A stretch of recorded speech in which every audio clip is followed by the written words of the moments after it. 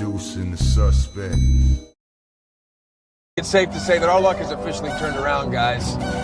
We are back, baby. We are fucking back. We are back. Yeah. Classic. We are back. We are back. Brought to you by Usual Suspect 6. Tap into all the shows. Real conversations with KG. Right now I'm at peace right now. You know, things get hectic as it gets closer to the fight. Okay. Do we got a fight? Yeah, I fight April 10th at the Prudential Center. Bullshitting on the Beltway with Supreme Beast Boxing And now Talk. the co is the main event. So that's the way I look at it. That's my philosophy. Trill Thursdays and Usual Suspect Sundays with hard hits. I'm talking about, it's really just about stacking this money, man, getting on these singles, staying positive, you know what I'm saying, and putting it in their face by any means. Tales from the B-side with KG and TD. Needed to fill out additional paperwork to clarify. Yes, we did. Yes, we did. That is the paperwork that you see there. An Okay. open mic featuring you. You know, that was a close fight. You know, he got dropped a couple times, but I thought he out. We do not care. Wow. It's a Usual Suspect thing. A Usual Suspect thing. Look, US6 where the real ones politic get. Late night smoke with the fight game where the critics at. Every punchline got a barcode and a timestamp. Receipt talk, we ain't never had to spin facts. Dr. KG with the pressure and the pause. Voice cut through the static and the industry noise. Live from the mud where the coaches still breathe. Where the fans want truth, lot of company feed. No scripts, all pain, all perspective involved. We seen puppets get promoted while the real get ignored. So we built our own table out the blood and the scars. Now the channel got motion from the hoods to the stars. Art fella in the lab like alchemists with the boards. Man, scientist energy, plotting seasons and scores. Dana Black with the pool picks, sharpen the brand. Made accountability a language they don't understand. Tales from the B-side, let the underdogs vent. Open mic turn the casual fan militant. Suspect teens get dangerous out the dark. When them uncomfortable truths start hitting the heart. We ain't ESPN polished, we the alleyway version. Where the dialogue raw and the smoke got substance. Fight previews, recaps, community ties. Call-ins from the people, let the real ones decide. Boxing, culture, entertainment all blend. Soul loops, dusty drums, street sermons and sins. This ain't just content, it's survival and code. Built for the fans, tired of narratives getting controlled. So subscribe if you came for the authenticity. Where opinions got facts and the passion got history. US6, yeah, the movement's still growing. It's a Usual Suspect team, and the whole world knows.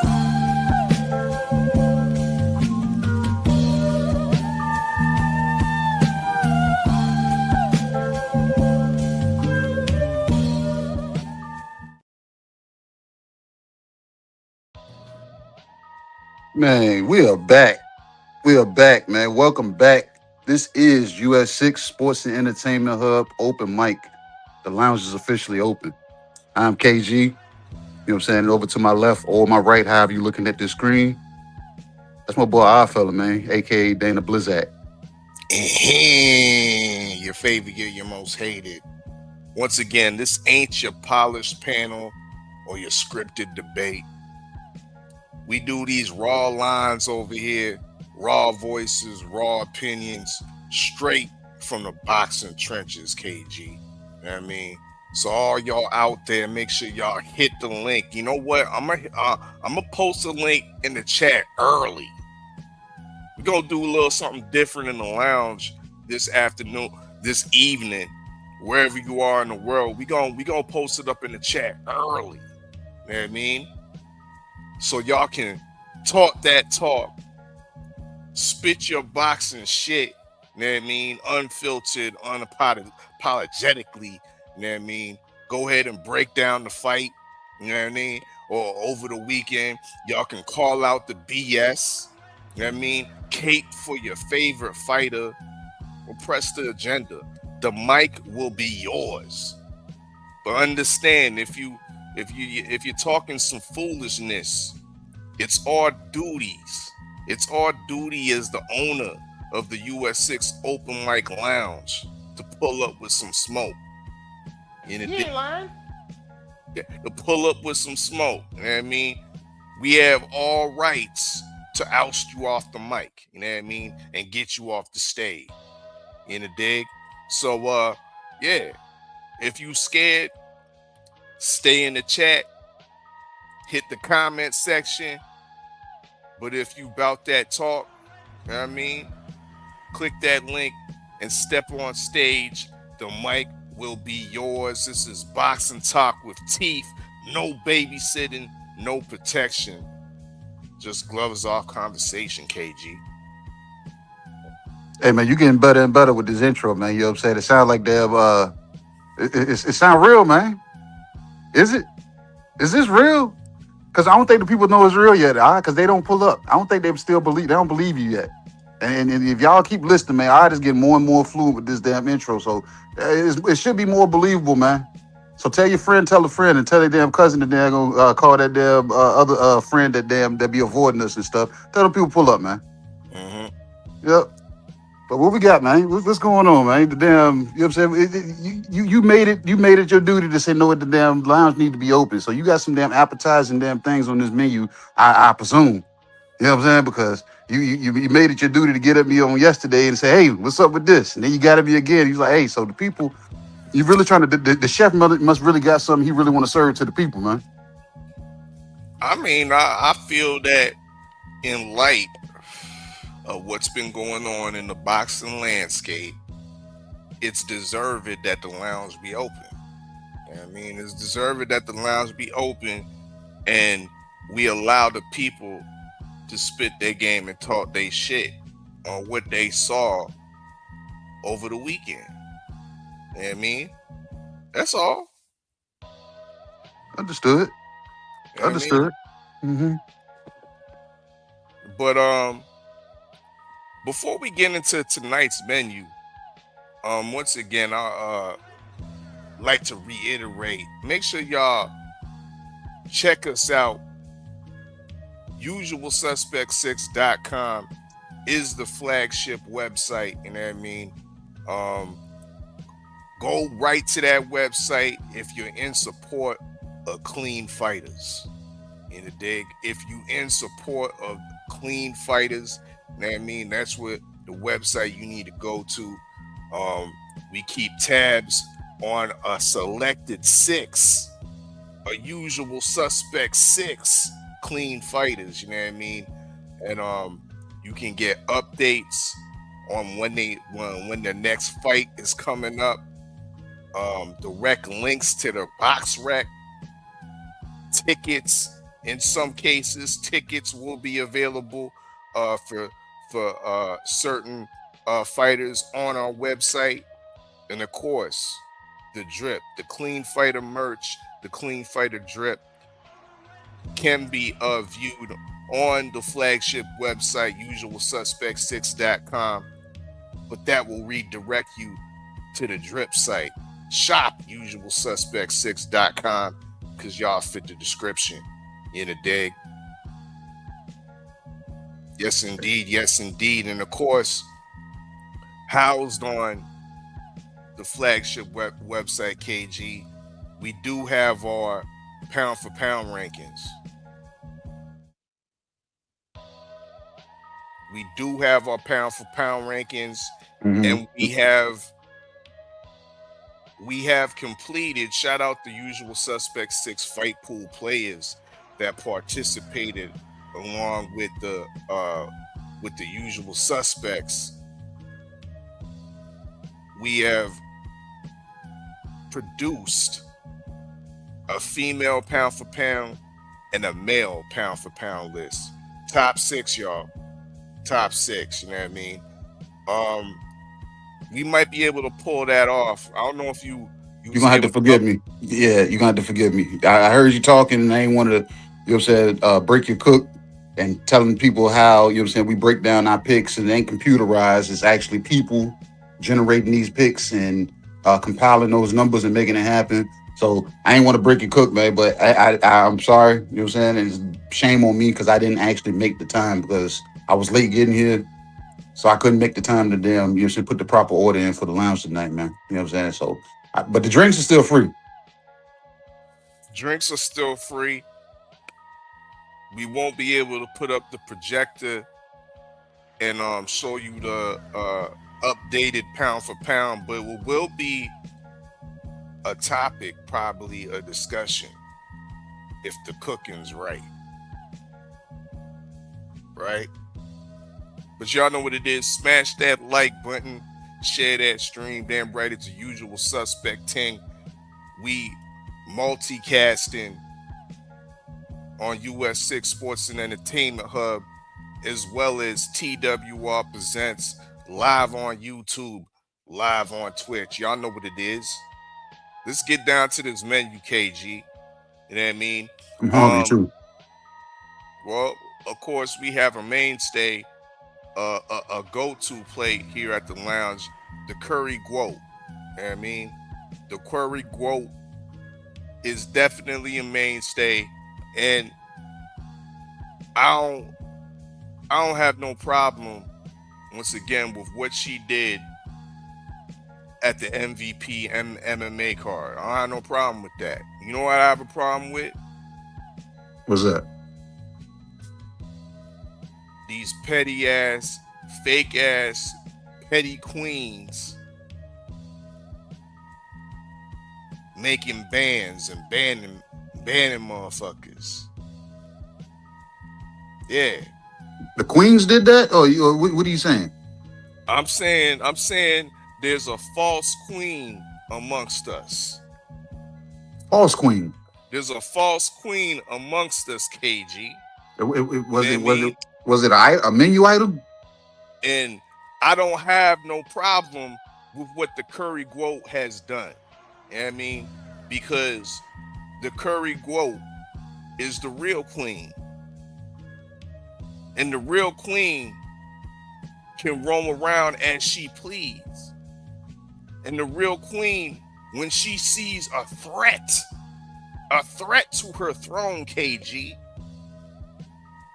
You know what them kings did back in the day? They said slap. Slap.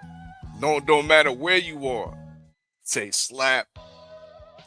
Oh, you think you grooming a queen over here in this little kingdom? Nah. I'm the queen of all of this shit. Slap. That's why KG, why ain't MVP? Right?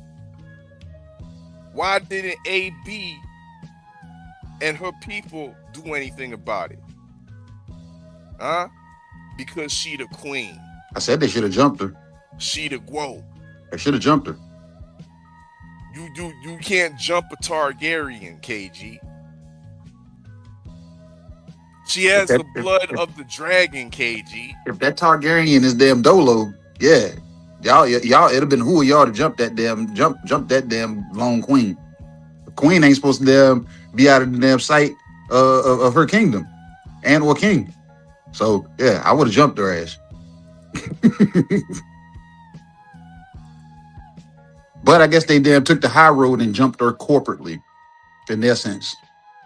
But then it made her do what Carissa Shields usually does and respond and said, well, I'm just going to sue them for defamation of character. You be like, then you should have did that out of jump since you had a problem with somebody having your name in their mouth. See what I'm saying? You see how that works, You can't go tit for tat. Can't go tit for tat. You chose to damn show up somewhere where you know you wasn't wanted, cause a scene, and then you get mad that they don't react the way you react. Oh, here we go with, you know you wasn't wanted there. Who said that? Who told you that? Where was the memo that said Clarissa Shields ain't wanted at the Ronda Rousey event? Because the Ronda Rousey event. That memo, KG. Because look, the Ronda Rousey event was through what promotional company? MVP. Who does she have friction with? CEO, co-CEO, co-owner of MVP. So what friction, bro? The friction with her and Jake Paul. Bro, there's more friction between her and another fighter.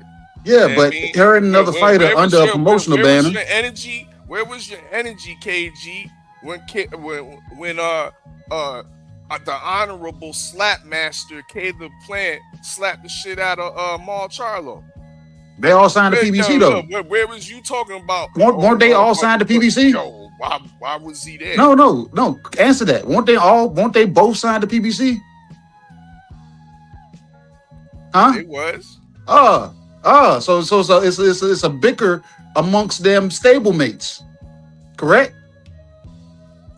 Not. Now Yeah, not moving the goalposts. No, the goalpost is not moved. You said somebody being unwanted. I was like, yeah, you were unwanted there. You're not even part of the team. You're not part of the promotional team. You're not part of anything there. You got invited by somebody that you know what I'm saying, that got signed to that same promotional company. So, you know what I'm saying, you showed up on the accord of somebody that was signed to that same promotional company. So none of the higher ups sent you an invite. That's what you assuming. Caleb Plant had no business being backstage there. Why not? He's a PBC fighter. Out here assaulting poor baby Charlo. He's a PBC fighter, right? Bro. He's a PBC fighter. Why he ain't get banned, bro? Because he's a PBC fighter. Those guys were damn in or close to each other's weight class, correct? Clarissa Shields is a Targaryen, KG. Yeah, but that don't fly in realistic boxing world. Dragon can roam anywhere. She's the queen of the sport. She's the real face of female boxing. You say that? She's the one that has 3 undisputed straps. But you say that 3 different weight classes. You say that, and she got banned. So that means the Targaryen does not have jurisdiction everywhere. The ban is false, bro. She does not have jurisdiction. And you're dealing with a false queen, KG. Hey, we got our first person to pop up, man. Put a pin in that. I'm gonna land the plane on that because I got more on this Gwoat. You can false queen. Hey, look, you put the link in early, babe. We already got our first deb. You said drink deb that we need to be serving. Let's see who it is. Well, look, yeah, bring them on in, but they gonna have to wait till I finish this damn menu though. But let bring them on in. Bring them on in. They got first dibs on the mic, most definitely. Welcome. Is that yes indeed? Oh my God. Hurry up and park. And you know why she here. You already know why she here. That bullshit plane. She here for her Gwoat. She here for her curry. Her Gwoat curry. Okay, so let me hurry up and run through this menu and whatnot. We also got roast turkey wrap. You know what I mean? I actually just got word from the chef. Excuse me. I just got word from the chef. We're taking off the roast turkey wrap and replacing it with the turkey a la king. Oh man. Yeah, the turkey a la king. It's a slow cooked turkey, KG. Does it have crab in it? No, it ain't got no crab in it. Oh, but shit. It got some promenade demi glaze because I know how you niggas like to glaze some turkey. You know what I mean? So we had to put the promenade demi glaze over the slow cooked turkey, and we gonna cook them slow this evening for real, huh? That slow cooked turkey in the pomegranate demi glaze is over a warm bed of butter biscuits, KG.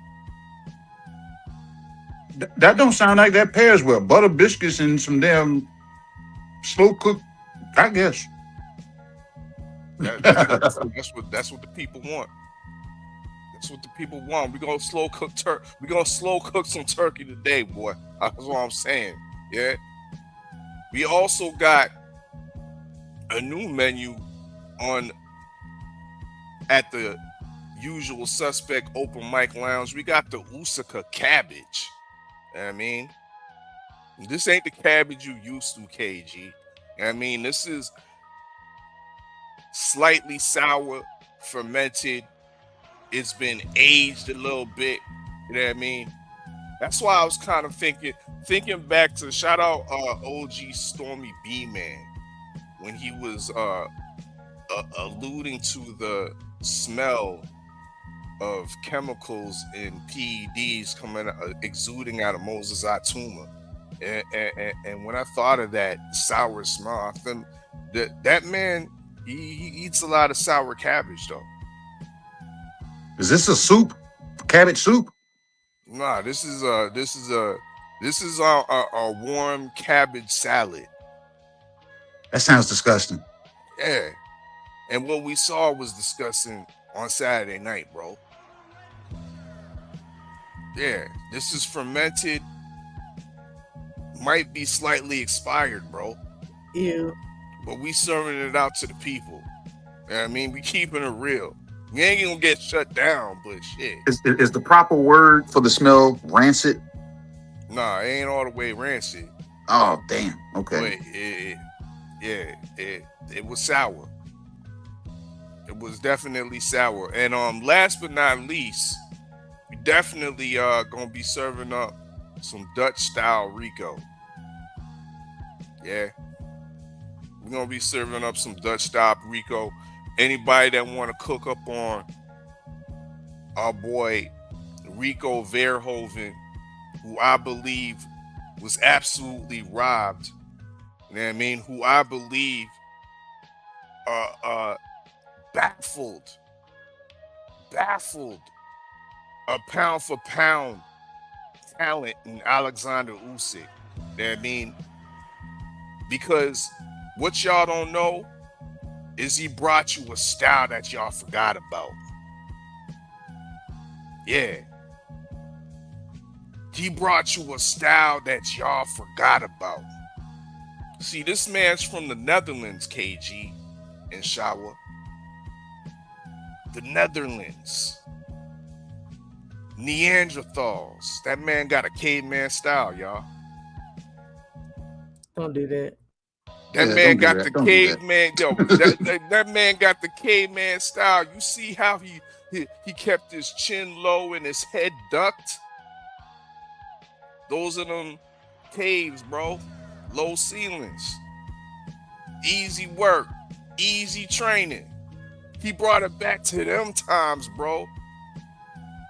My hand is thy club, and I swingeth. Ooga booga style, bro. Yeah.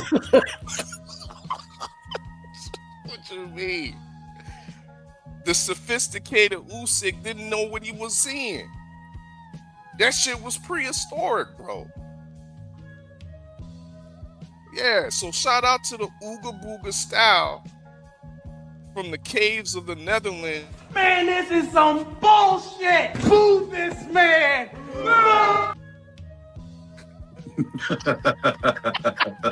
Thanks. What the fuck? I think I said Ooga Booga style. Oh, man. I didn't hear it all. All right, yo. The mic is yours, Shower. Hello, brothers. I miss y'all. What's up, Shower? We miss I you, too. miss you guys. Indeed. Yes, Okay. indeed. I'm gonna get to it because y'all be kicking people out and stuff. So I'm gonna do the curry Gwoat last because Turkey rap. Does that have anything to do with what took place in the Usyk Rico fight as well? Or? Indeed. Okay. Turkey in general. You know what I mean? How you feel the whole event, you know what I mean? The Riyadh season event over there in Egypt. You know what I mean? The whitewashing of of Kemet. How you feel about that? All that, you know what I mean? You All don't that want me to get Turkey's been into the involved in. whitewashing of Kemet because we will be here all day. I liked it being in Egypt. That was an interesting little twist, but we talked before about it being in different locations around the world. I really find that interesting, and I'm with it. Turkey. In general, I just want to say in general about Turkey, something I don't think people are realizing. Turkey don't care about none of these people. Okay, we say he has favorites. This man ain't got no favorites. He just want to see everybody get murked. He don't care. He don't have no favorites. Just for the record.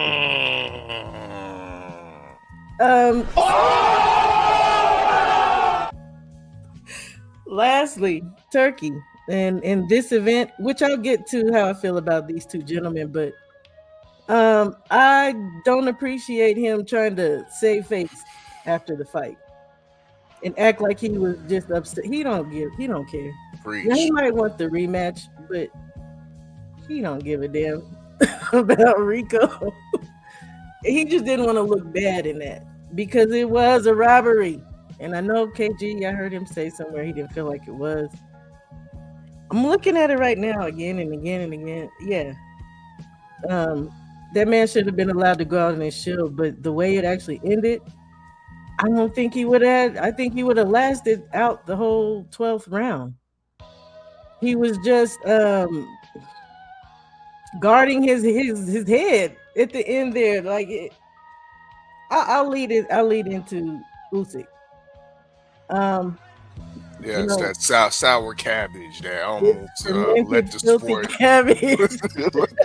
almost let the sport down on Saturday afternoon. Go ahead, KG. I want some free hors d'oeuvres too because you didn't have that that little list ready of the. Yeah, it's on the house. It's on the house. Right on. But the hors d'oeuvres are free and the drinks are free, but everything on this menu gonna cost you. Okay. And a boy in the chat, we don't got no pig feet and chilling up in here. Not tonight. Well, we got you for next week's. You know what I mean? No pork for me. I pass. Okay.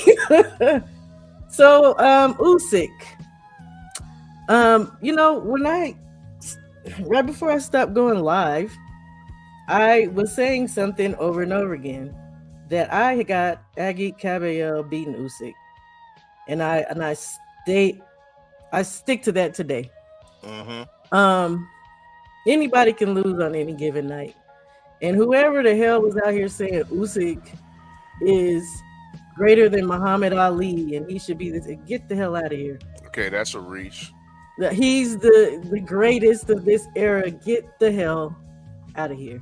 He's just a man, and he got his ass beat by a kickboxer who's in his second bout ever. And that kickboxer ain't finished the job then. Hey, shout out to can y'all answer me that? Why didn't the kickboxer finish the job? The Riyadh season ref, KG. No. Riyadh why did he get hurt? The Ooga Booga style, bro. Why did he get hurt and dropped in the 10th and then beat up in the 11th? Like he was supposed to be in control. He was supposed to be in control the entire fight. From let y'all tell it. He kicked ass 1 through 10. Give him. Yeah, but almost doesn't count. Ain't that what Brand? Ain't that how Brandy sing it? It definitely can't count when you steal his shine and take the damn. Brandy is not washed up. Ray J is washed up. KG, Ray J is done. KG, when you snatch the rug out from under that man, we don't know what the hell he could have done in round 12. No, but look, look, Usyk 11 rounds to figure out to do deliver an uppercut. What are we? But look, but Shower, what do they say in boxing? Everybody has what? A puncher's chance. That's correct? Right. So you know what I'm saying? So Usyk just happened to be on the opposite side of what we expected, but his puncher's chance swung the fight just like that. Like I wasn't a fan of the stoppage at all. It didn't end it. KG. Yeah. It didn't end it though. The ref ended it. So that's what I'm saying. Yeah, I didn't like the stoppage at all, but I don't think like whether y'all like realize it or not, if y'all looked at that style that our fella it was pointing out the caveman style, that caveman style as the rounds were going by, it was curling over more and more. I think the man was becoming more and more fatigued. So him getting back up with 260 pounds and having to get up, him getting a barrage of punches thrown on him at the end of the 11th, I don't think he would have had another gear because Usyk would have really been on go in that 12th round. I really don't think Rico had another gear. So like I said, if the referee had given him the honor of going out on his shield, that's exactly what he would have did, I think. KG. I think. Exactly. That's all we all doing. I'm looking at the 11th round. Stop him on fight egregiously. I'm looking at the 11th round as we speak. This man is still delivering flush shots until Usyk jumped on him. And what happened? Like I said, so if now hypothetically speaking, let's put this in the 12th round. Even block the shots. Look, though that barrage of punches, count how many punches landed before the referee stopped the fight. And like I said, hypothetically speaking, let's say the referee doesn't stop it, goes into the 12th round. I don't think that man had another gear. I am looking at this right now. Ain't nobody thinking what you thinking. I know, because it's my thought. Look, they are trading blows. Hear me. Not when he stops the fight. They're not trading. He's not landing anything. He landed all of. Look, I'll go to exactly to the moment where it looked like it was about a series of 4 or 5 shots up and around the guard area, but he was blocking his head. Exactly. So, again. So like I said, we're mad at the referee. Like I said, I'm mad at the same referee that y'all mad at. No, we mad at sour ass Usykaa Cabbage for not getting this guy out of there, being a slacker, and his caveman style in 3 to 4 rounds. When he got him hurt with the first uppercut, Styles make fights, and sometimes you can't pick up on rhythms. Finish the job, bro.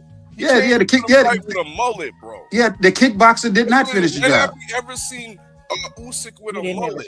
Not a mullet and not a 6-pack. He came. What you mean he have a chance? He had 10 rounds to finish the fight. And a pack of Winstons, bro. He technically had one more round if that man didn't jump. And here's the thing, KG. We know even if the ref did not stop that and that man Rico ended that fight on his feet, who won the damn fight? Who? Listen, now you asking a different question based off of what we were talking about? Because look, I'm not arguing with y'all with saying that Rico wasn't winning the fight. Rico was winning the fight. But at the same time, I'm mad at the same person y'all are mad at. I'm mad at fucking the referee for stopping the fight when he stopped it. Why are you talking trash about Rico, sir? Because Rico was going to get stopped at the 12th if the fight had continued. That's what I'm saying. No, he wasn't. No, sir. How do y'all know that? Y'all know just as much as I know, right? Oh, you know what? Okay, KG, fair. To be fair, y'all know as much as I do. Could have, but looking at it right here, all that man was doing was blocking shots. You know what it sounds like? You trying to look through shower? You trying to look through the damn crystal ball, and I think I'm the only person that has damn seen the view through the damn crystal ball. You know what I'm saying? I've been the only one that can actually see through this crystal ball. You know what I'm saying? I can see through it. I don't care about your 30 seconds when I'm recovering. You know what I'm saying? I can see through. I can see through the crystal ball. You know what I'm saying? I can see. You know what I'm saying? That this guy didn't have another gear in the 12th. And I think Usyk would have found his second win and would have jumped on him like he was doing, you know what I'm saying, proceeding to do. Okay. But Rico was winning that fight. And if Usyk didn't turn, if Usyk never turned the gear that he turned, where the guy was leaning over, like I said, where he finally landed uppercut, then we wouldn't be talking about this. We'll be talking about Usyk getting his ass whooped for damn 12 rounds. Okay, let's be real though. He was leaning because of his posture and his stance. He's leaning from round 1. Yeah, but it wasn't a little more. Yeah, but because you could tell the fatigue was setting in. But it wasn't. Okay. Because like I said, look at the beginning of the fight. He's standing more. He's a little taller, but as the fight goes on, that damn shell is more of a damn. You can see the curl in his back. He's coming over. You know what I'm saying? And I think that's where the uppercut came from because of the fatigue. He's still landing shots, and he's still blocking. I'm not denying none of that. I'm not denying none of that. But him being 260 pounds, he was doing a lot of peppering and not a lot of real punching. It don't matter because guess what that peppering was doing in the beginning. But the pepper didn't win him the fight. It was keeping that damn jab of Usyk's off of him. So, but it didn't do that. It didn't do it for the whole fight. But he still whooped his ass for 10 rounds. That doesn't matter. But who got their hand raised? The man who's given a chance. Who got their hand raised? KG. Look on paper, whose hand was raised? Like how did the judges see it? You know what I'm saying? Like how did the judges see it? The judges were crooked too. Everybody was crooked, huh? Everybody was crooked, but Rico, huh? The AI judge going? Is he on vacation or something? Where the AI judge? The AI judge is no longer in the budget. Where he at? He's no longer in the budget. These niggas ain't cutting it no more, bro. Turkey has fully exposed itself. So like I said, he's the reason for this sour ass damn tasting cabbage for being on the card, and this damn Rico dish for being on there too. This is Turkey's doing. Look, let me just finish, and I'll say this about Rico, because I don't want to argue with KG, because I'm ready to fight KG. I'm ready to fight KG. Bullshit. Bullshit. Bullshit. Oh yes, sir. Okay, it's bullshit. Okay. shout out to Rico peppering that jab, keeping traffic in them lanes, keeping that jab of Usyk out of his face. But that man was still landing hooks to his head and to his body. So shout out to Rico. And we know fighters who are conditioned, who have fought several rounds and rounds of fights that are tired and tuckered out at 12 rounds. So shout out to Rico. Second fight, going 12 rounds with the supposed number one pound for pound man and whooping his ass properly. Shout out to Rico. Rico ain't got no punching power.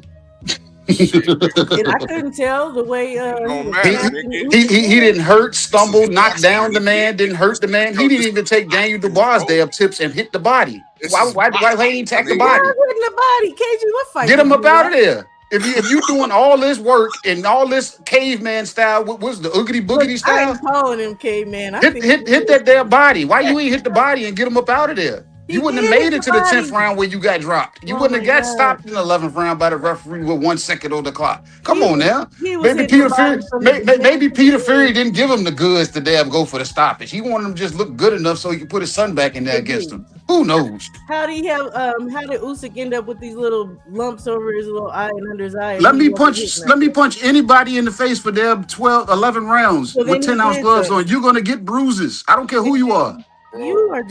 You just want to argue. You know that? I don't care who you are. My daughter can punch you in the face repeatedly with 16-ounce gloves. You're gonna get bruised eventually.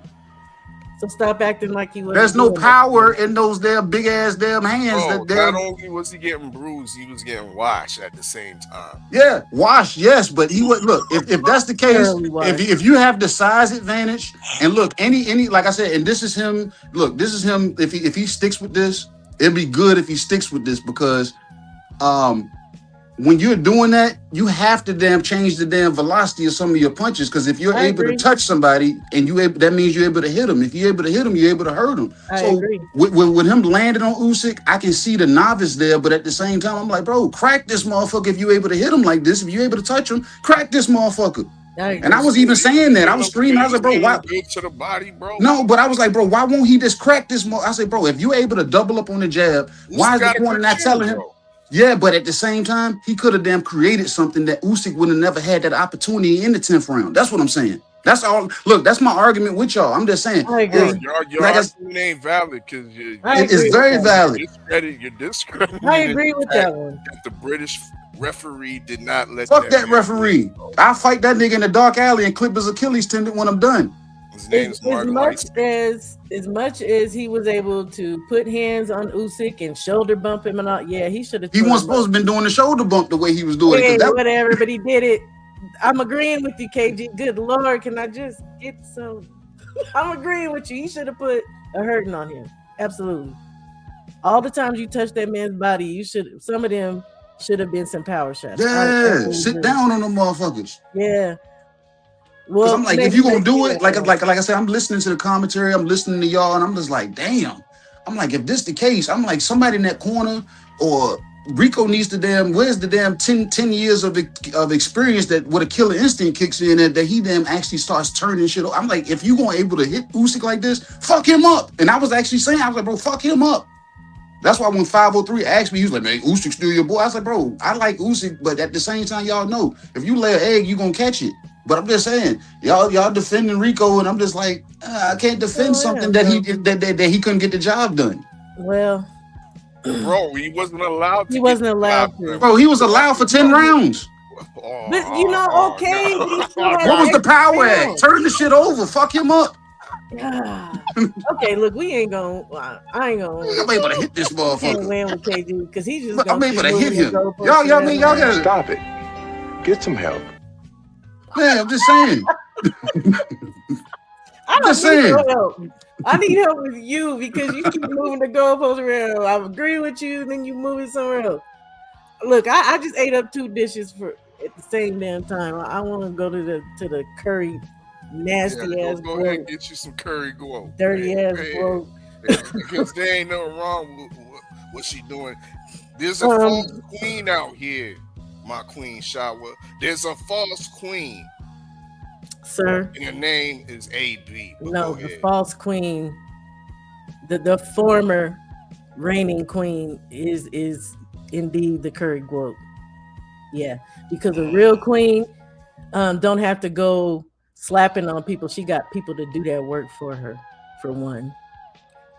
For two, no queen carries herself like a ratchet. And I just found out today, my commissioner is a ratchet supporter. Man, that hurts. No, she didn't have no business putting her hands on that woman. I haven't talked to y'all since all this started coming down, but I'm not with it. It's not necessary. A real queen ain't gonna let words cut her like that to where she need to reach out and touch somebody. Is she not a boxer? Was she in the ring? She's a boxer, not a damn ratchet. Yeah, like she just said. Did she not reach out and touch another boxer? Was she in the ring? Was this a proper boxing match or even event? It was an MMA event. She was a guest in these people's home, so to speak, and she's up in there acting a fool. Yeah, no, guess what? A combat bounce out the front door. You act stupid in my house. I'm bouncing your ass out the front door, off my front porch, and I'm dragging your ass through the grass. Niggas. And now guess what? She's getting drugged through the grass, and it ain't just by Netflix and MVP. It's also the people, because the people have spoken. And while I'm not totally in agreement with the people, she should not be banned from boxing, but she does need a suspension. Get some freaking help, girl. Elaborate. Need some help. Queen. She needs mental help, and you cannot cap and say you don't see that. This woman spends her life arguing with us. I would, here's another thing. If you're a queen, why are you acting like a pauper? I'm not arguing with the help. I'm not arguing with my little peon civilian in the court. Like, what the hell? Every day she's coming for people. She's telling people she gonna beat regular civilians up. Come on now, fellas. We're sick and tired of her, queen. All hearsay, shower. No, it's not hearsay. There's evidence on this here internet, sir. She looking for AB. There's evidence on this here internet. False queen, the only false queen that's out here. You know what? Claiming that she's from Detroit. Ain't no Clarissa Shields claim she was from Detroit. Matter of fact, they gonna do that fight in Detroit and give AB the hometown advantage. KG, you don't even have to give. I ain't no fan of AB either, so therefore you don't have to feel like I'm just picking on Clarissa. I don't like neither one of them like that. They both ragged. Clarissa is. I ain't even gonna go there and be that mean, but she needs help. She needs to go get help. She needs to get her life together and understand her position. If she wants to be the queen, she needs to carry herself as a queen. They treated her like a queen. Who did? MVP, because they did not. Yeah, they didn't jump her. They ain't do nothing. They ain't do nothing until a day after. They talk about, she banned from. I don't think that. Yeah, there's nothing wrong with that. I don't think they should have jumped her either, because we're dealing in a world of adults. Who jumps people? Shit, niggas do. Exactly, ratchet niggas do, and we're dealing in a world of adults. So yes, the next day, it came down the line. Keep your bitch ass away from us. Combat sports, shower. Yeah, when it's within reasonable weight. Yeah, this ain't the library. Within reasonable weight. How about that? I mean, if they were closer to weight, I'll be all with you. But you know what? Why aren't they closer to weight, KG? Because Clarissa won't stop eating. Thank you. Yo, the false queen over there making nasty ass blinds with whole lemons that ain't been cut up. Said, I'll meet Clarissa. I'll meet the queen Clarissa at 147. Cooking ass heifer eating up all the rice and starch, keeping your fat ass fat. Get her the fuck out of here. Get her out of here. She needs a timeout. Yeah. Oh, get okay. some Oh, mental help.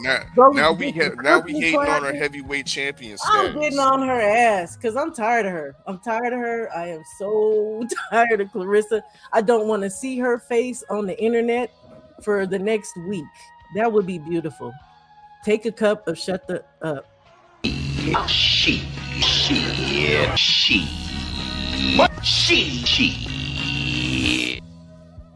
Hey, that's just Banned from the internet. That's what you want. for a week, man. I just said a week. It ain't gotta be indefinite. Damn. I'm sorry. No, I'm not sorry, but I'm done, y'all. I just had to get that off because she's trash right about now. Sorry. Not sorry. Trash. I love you guys. Bye. We appreciate you, Queen. Salute to the queen. Shawala ya. Yes, indeed. Oh man, that was a good first call. Good first call. We had somebody else back here, Oh yeah. but he stepped out. Oh shit! It looked like it was somebody's birthday. They'll probably be back. We'll see what's up. But man, oh man, that was a great first call. What you got, all right, man? Because we ain't seen the commercial, and we was just riding on them. We was riding on. You know what I'm saying? So you got something you want to them park in there before we them go pay some bills? Go on ahead and pay some bills. You know what I mean? Salute to everybody that's pulling up in the chat. We see Queen 71 done pulled up. Well, if he is, he ain't. We gonna pay some bills real quick. We'll be back in a second. The usual suspect Ting.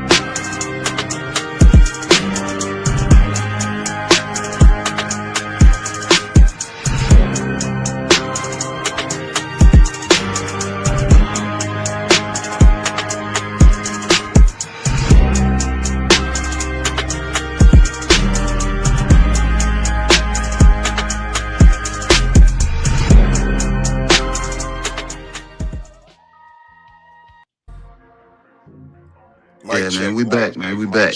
Can you hear me? Mic check. How'd you there? Mic check. I'm not talking to myself. Is everything good?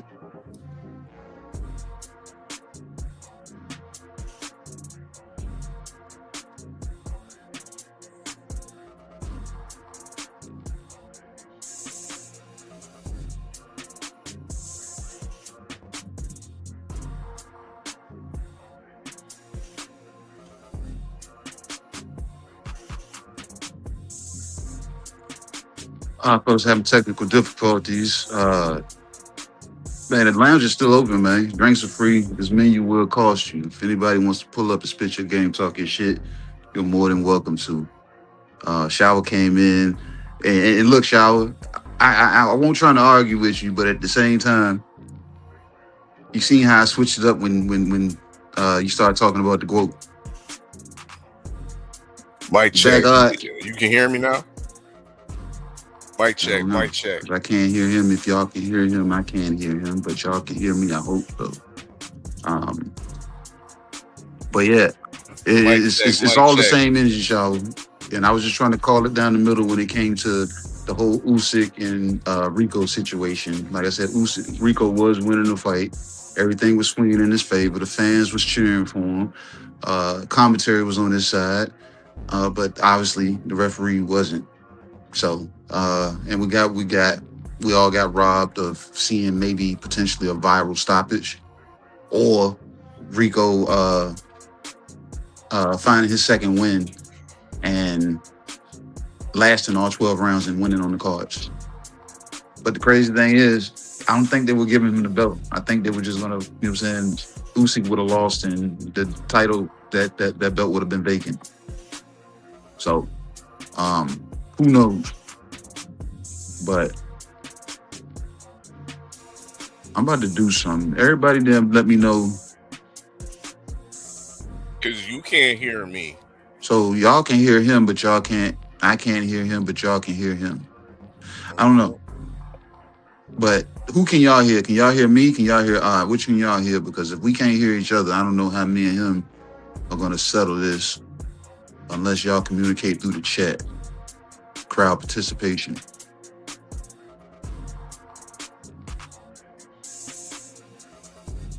So we can't hear each other. All right. That's what Sha was saying. She said she can hear you. Damn, how we can't hear each other? I can hear you. So I don't know nothing that Alpha is saying if he's talking right now, y'all. Just can't hear me. I'm gonna let him continue talking. And I'm gonna refresh my screen. Yeah, that's what you need to do. I mean, because my end seem to be a-okay. Salute to everybody letting us know up in the chat. I can definitely hear KG, but he can't hear me, so hopefully that is that better? Yeah, I can hear you. Okay, and I've been could hear you. You just can't hear me. Oh, okay. See, yeah, I'm sitting there just talking, bro. I had no clue. Tell me what you was talking about, because I'm saying they can hear what I was talking about, and I was just rambling.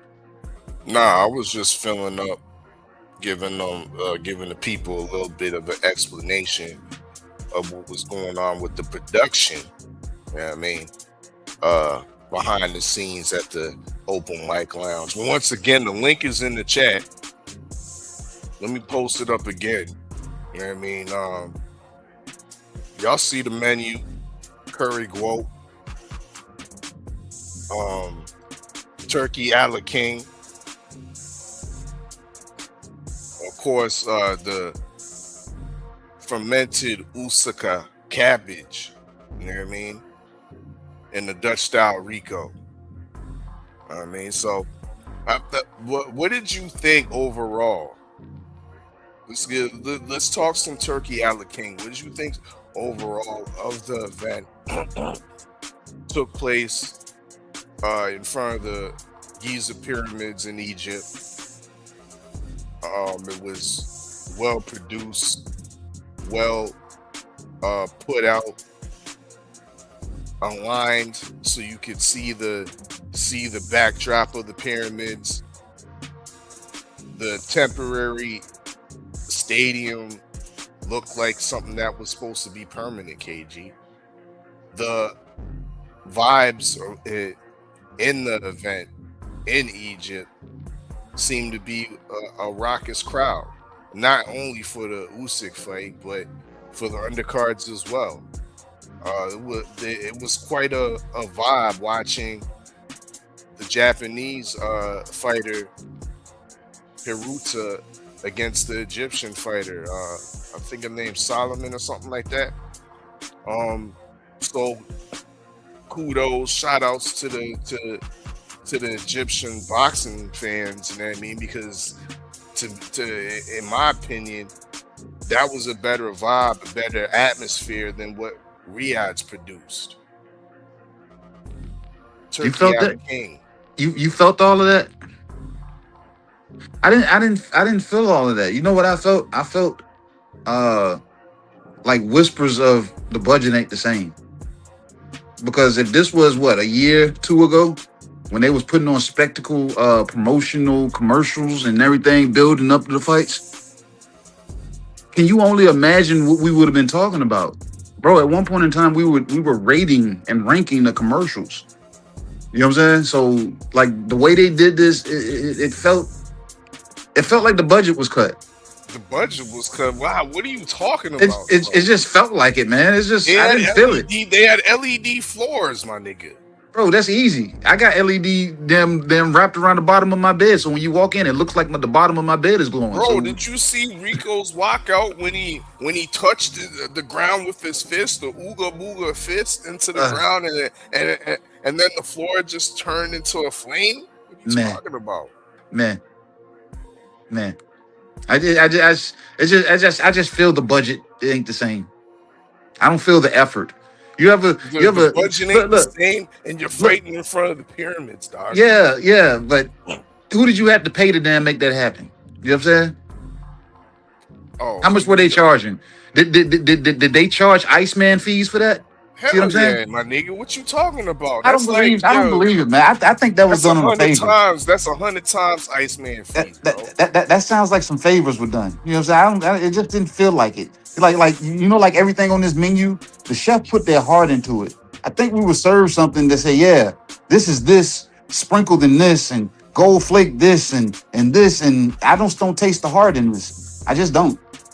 It just don't taste the same. We had a 5-star restaurant. It's just I feel like I'm still eating at McDonald's. Stop like, it, bro. That shit tasted better than the shit we saw at Times Square. Yeah, see, that's when the fall off. Look, the fall off had already started at that point. When they didn't put people in the crowd. That's what they had already fell off there. Putting all the budget behind the Batmobiles and the DeLoreans and shit that they were pulling up in. Yeah, see, yeah. That's what it started falling apart. You lying. You wasn't watching, bro. And I'm here comparing Riyadh season to in front of the pyramids in Giza, Egypt. I just feel like I'm in a fancy restaurant, all right, eating chicken tenders and drinking sodas. Being out there in the Middle East, I'm saying the atmosphere was a lot better Saturday night in Egypt than I ever seen over in Riyadh. Fancy ass restaurant, we still eating chicken tenders and fries, goddammit. That's what it feels like. It's fancy. Chicken tenders and fries. And refills on pink lemonade. Bro, they had the presenters walking up to the graphics to show us the rankings and the pound for pound list and whatnot. And you talking about they cut the budget. Yeah, man. There's some favors done there. It was like, yeah, man, we gotta make something happen. Hey, come over here. I got you. That was I got you, homie, right there. I got you, bro. You know what I'm saying? I got you. I got you, homie. That's what that was. That's exactly what that was. That was like, I got you, homie. You know what I'm saying? Don't worry about it. You know what I'm saying? Don't worry about it. I got you. And Turk was like, yeah, we doing big deals. 5-star restaurant. We just gonna serve them chicken tenders and fries. I never know.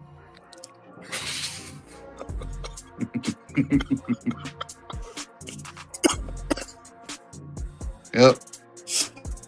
These is real grapes. It ain't wine. You know what I'm saying? Yep. That's what they did, man. I didn't feel the heart in it, man. I didn't feel the auntie with the big fat arms on the back side, or the back arms that stir the damn potato salad. God damn it! I didn't feel it. I just didn't. We didn't write home about this. We didn't. You know what? You should be writing home about your boy Turki King destroying the American landscape of boxing. Yeah, look, bro, hold on. Let me cook. Let me cook. Yo, because this man is single-handedly destroyed the landscape of America.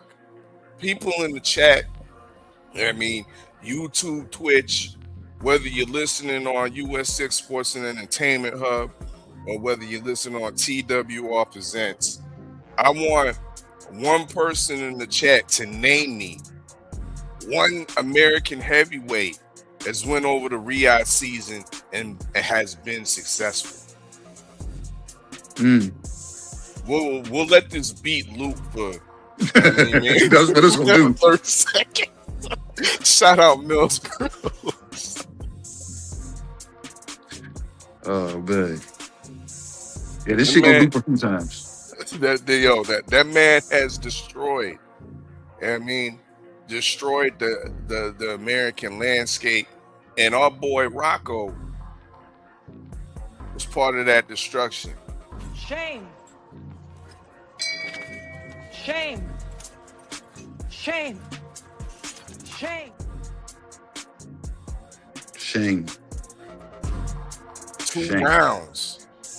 Not even 2 full rounds. All right, get it right. Not even 2 full rounds. We still need to get the VADA test on old boy nephew Yeah. Sanchez, though. And Rico need to be in line with him. Well, cause nephew Frank was looking a bit apish. A bit apish. Like he was hawked up, man. I said I might need to go work out with those guys, man. You know what I'm saying? Get ready for the summertime. I'm not ready to throw out Rocco just yet. You know what I mean? I've always likened Rocco to a Tommy Morrison. Really? Yeah. He accrued Tommy Morrison. Tommy I kills think you, I think Tommy Morrison's he aesthetically and visually he puts his punches together. Yeah. He would have killed Rocco. Yeah. So I think it's a good comparison. Rocco's a poor man, Tommy Morrison. You know what I mean? Tommy Morrison wasn't rich. Well, Tommy Morrison got knocked the fuck out. Yeah. One of the most brutalest knockouts I've ever seen. Brutalest combos. I know, bro. It's like, yo, Mercer was like, yo, nah, fuck, I'm gonna finish my combo on this one. That man was already gone. That was I don't give a fuck that nigga dead. I ain't done yet. That's what that was. Yeah, I ain't done yet, my nigga. But Tommy Morrison was able to come back from that and actually win a championship, a WBO championship, KG, against, rest in peace, Big George Foreman. So Rocco can do it too, bro. Rocco can raise up from the dead, you know what I mean, and come back and maybe find a little version of a title. A bullshit. A bullshit. A bullshit. A bullshit. Yeah, bro, he can sniff a little Reggie. He can do that. He just needs to work his way back on the top ranked diet, KG. You know what I mean? Back on the top ranked diet, away from Riyadh season. Because when these American heavyweights go over to Riyadh season, it's not looking good. I'm still waiting for somebody up in the chat to tell me an American heavyweight that's went over there to the Riyadh season and was successful. Huh? Yeah, man. I can't. I'm sitting here. I've been thinking this whole time. Turki Ala King. Turki Ala King has been destroying. Tainting the water damn supply. Yeah. Yeah, we see what you doing over there, Turkey. You know what I mean? I told y'all we gonna slow cook them in the lounge this evening. Yeah. Over there, giving all the power to this British boxing border control, KG. That's why we still got these whack ass refs like Mark Lyson inflating the statistics. That's why you can't trust no British fighters box rec when they got a lot of knockouts. No, you got a lot of assists from the referee. My thing is, that damn referee, like, what are the stipulations? Because I know Egypt doesn't necessarily have a boxing commission, but how did that dude that have you seen him referee any championship fights prior to this? Because you know what I'm saying, I'm like, I thought you want to put like savvy, experienced referees in championship contention fights. So if that's the case, how did this guy make it even to Egypt? You know what I'm saying? Because I don't recall ever seeing this guy before. And the crazy damn thing, I hate to say all white referees look alike, but they almost do. They almost all do. You know what I'm saying? Unless your name's Thomas Taylor. Thomas Taylor is the only one that's going to assert himself right, wrong, or indifferent. You know what I'm saying? But these other dudes, they weak as hell. like weak. Either they stop the fight too soon or they allow fights to continue. You know what I'm saying? So I'm just like, and it's like they're not doing it. They're doing it almost like they're imbecilic as to what's going on in the ring. They're always out of position. They don't see low blows. Like, 'cause I've been watching a lot of these UK fights, like recently. Remember when 503 was talking about it? He was like, "Yeah, man, UK this, UK." You watch these fights. There's a lot of low blows in these fights on the opposite side where the referees are out of position, and I'm like, I don't see a lot. And then I see tit for tat. If I called you for this odd, it's like I try to make up for it by trying to say your opponent did it on the back end, and I'm like, I'm not understanding some of that. One of these weeks, man, you know what I'm saying? This is a special order, man. I think the chef might want to add this corrupt set of referee and then come up with a damn recipe, you know what I'm saying? Bro, corrupt crepes. Yeah, we're gonna work on something. But he's part of these biscuits under this Turkey a la King. Remember, yeah, I mean, it's a slow cooked turkey with a pomade demi-glaze over some butter biscuits, KG. You know what I mean? Slow roasted turkey over butter biscuits. God damn. Not my mama biscuits. Not my mama biscuits.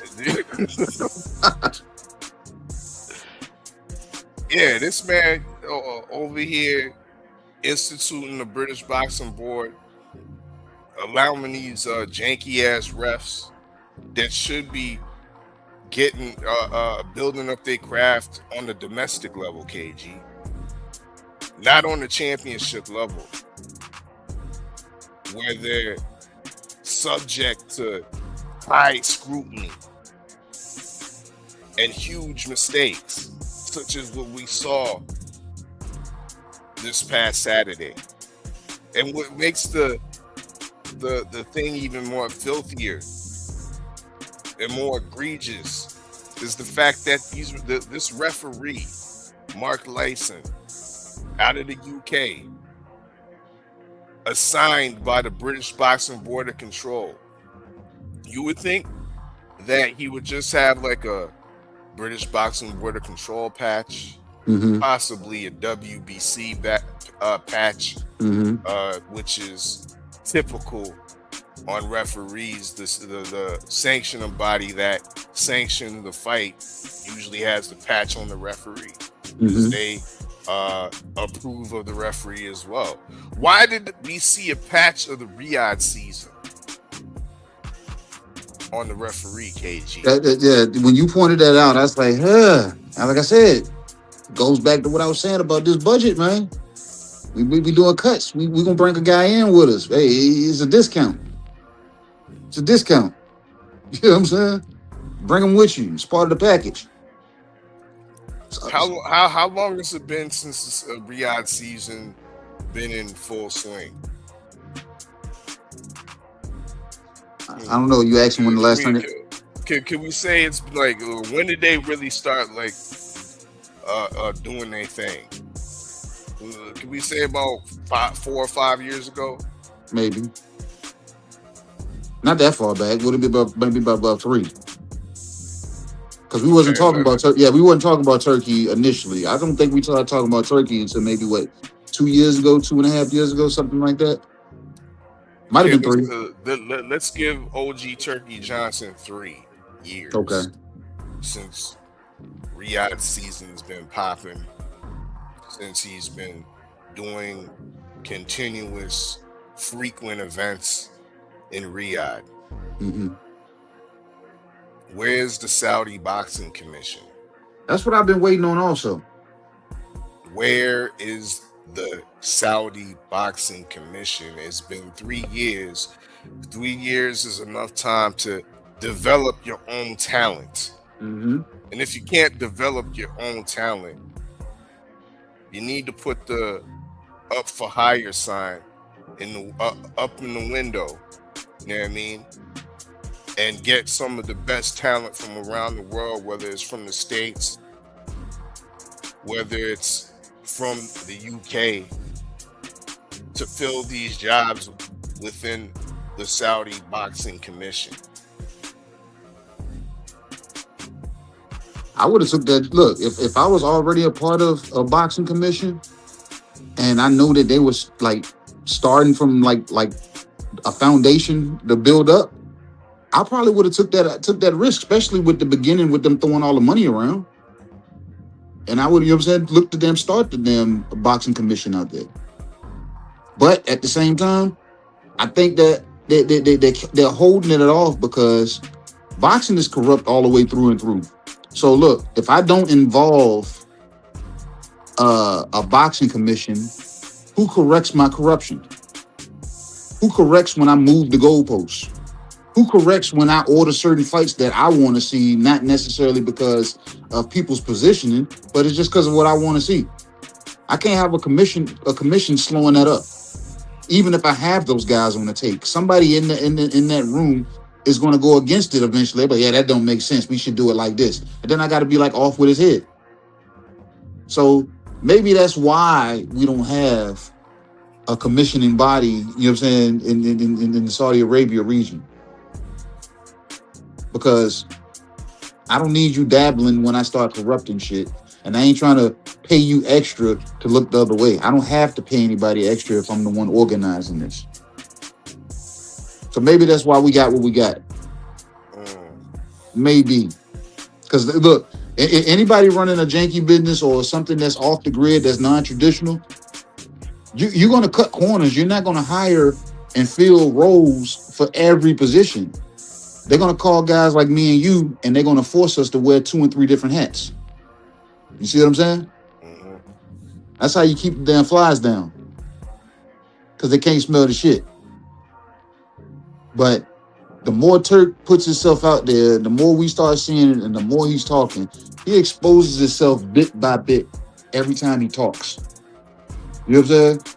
And then, like I said, when I was talking about the heart not being in the food, what happened to the budget for these damn advertisements? The Rico and damn Usyk shit looked like the worst AI pitch I've ever seen, and I've seen a lot. And anybody knows behind the scenes, I've been getting that eye feel about them. You know what I'm saying? Us recreating some things and this, that, and that, trying to keep up with the trending times. But it don't look like for this damn Egypt card they kept up with the times with the posters, because it looked cheesy. It almost looked like damn Oregon Trail. If anybody's old enough to remember Oregon Trail.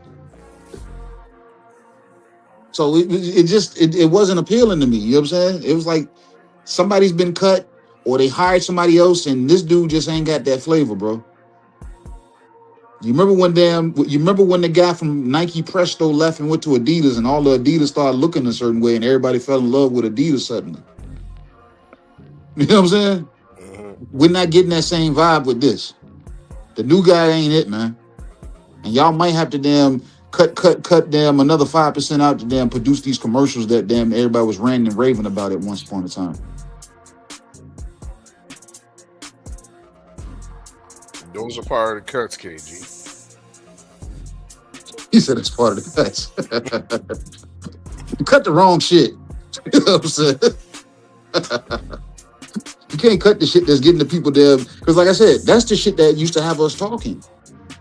Because like I said, their cards weren't super exciting. You know what I'm saying? I don't think Riyadh has had like more like action-packed fights the way Zuffa may have had with the guys that we know less of.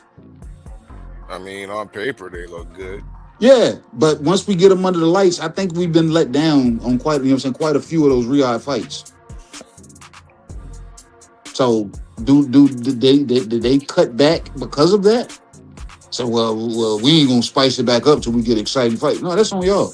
Yeah, they gotta do that, bro. They had to cut back on the line, nigga. They ain't even building the line no more over there in Saudi, bro. They gonna cut back on some boxing, nigga. Commercials, slap. Yeah, everything got slapped.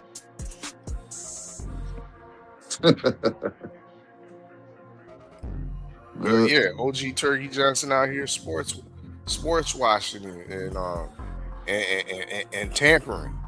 Yeah. Yep. And that's what makes it look even worse, because you got the referee wearing the Riyadh season patch, stopping the fight early. But then before that, lead up to the fight, you have Turki Johnson saying we got special plans for Usyk in the country of Turkey. Mm-hmm. So your Riyadh season referee had to save the day, huh? That's what a lot of the people think. That's what the MMA crowd now think. That's what the kickboxing fan base now think, is that your hired referee was called to save the day for boxing. And I hate that he did that because I think Usyk could have finished the job. Look, and I think, regardless of what y'all feel, I think Usyk could have finished the damn job. But this motherfucker fucked up. Bro, he fucked it up. When you hit it, look, I don't know how often or how many times you've been to fights or in the gym. When you hear that 10-second clap, you know what I'm saying? You be like, bro, this dude needs to actually be knocked unconscious, either on his feet or down, for you to jump in and say, no, that's it. You don't get a 10-second clap. Let the barrage go, like Shah was saying, they were them both throwing punches. You know what I'm saying? I see if Rico was not throwing any punches and Usyk was just taking off on him. I can see him jumping in at any given time inside of that 10 seconds. But Rico was throwing punches back. So I'm just like, I like for him to do that, I'm like, bro, I'm surprised nobody was waiting in the parking lot for him to clip his Achilles tendon. Yep. Because if I had money on Rico, I would have been sick. Because I didn't even check to see what those odds were. If those odds were any damn thing close to a Buster Douglas, Mike Tyson, 30-1, bro, somebody I'm surprised somebody wasn't waiting in the parking lot for that motherfucker. I don't think they was 30-1, but it was high. It might have been 20-something to 1. Put $100 on that. You know what I'm saying? So quick damn little, you know what I'm saying? Nice little paycheck right there. Yep. Make no damn sense. The whole combat sports world is now shitting on boxing. Tuned into that fight, so it was a success in one sense. Fuck them. But no, I don't mean to cut you off, all right? Fuck them motherfuckers. You know why? Because that's telling me they all they do is skim through boxing. They skim through it. MMA fans or whoever else that damn is shunning boxing because of that one performance, fuck y'all. That means y'all skimming through boxing. Y'all ain't even watching the shit. On its highest level, it's incumbent to get it right. And on pound for pound,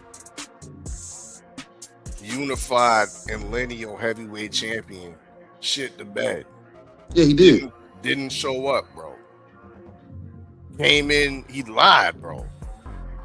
He lied to us. He lied to the people of Ukraine, who he tried to hide behind during the press the after the fight and the post-fight interview. He lied to the boxing fans, talking about, yeah, I treated this fight the same way that I do all the others. I treat all my opponents the same way. Usyk, you came in with a mullet. we can't rate his hair because he's came in bald with the little patch. You know what I'm saying? He's done a few things with the hair. You know what I'm saying? Yeah, that's the Usyk we need to see. Usyk with a mullet, with a kegger and a pack of Winstons is not is not a pound for pound guy that we need to see. Yeah, V. He said you try to look like a damn American boy. All he needed was a flannel shirt with the cut off arms, bro. And the lumberjack looked like a lumberjack, huh? Talking about giver.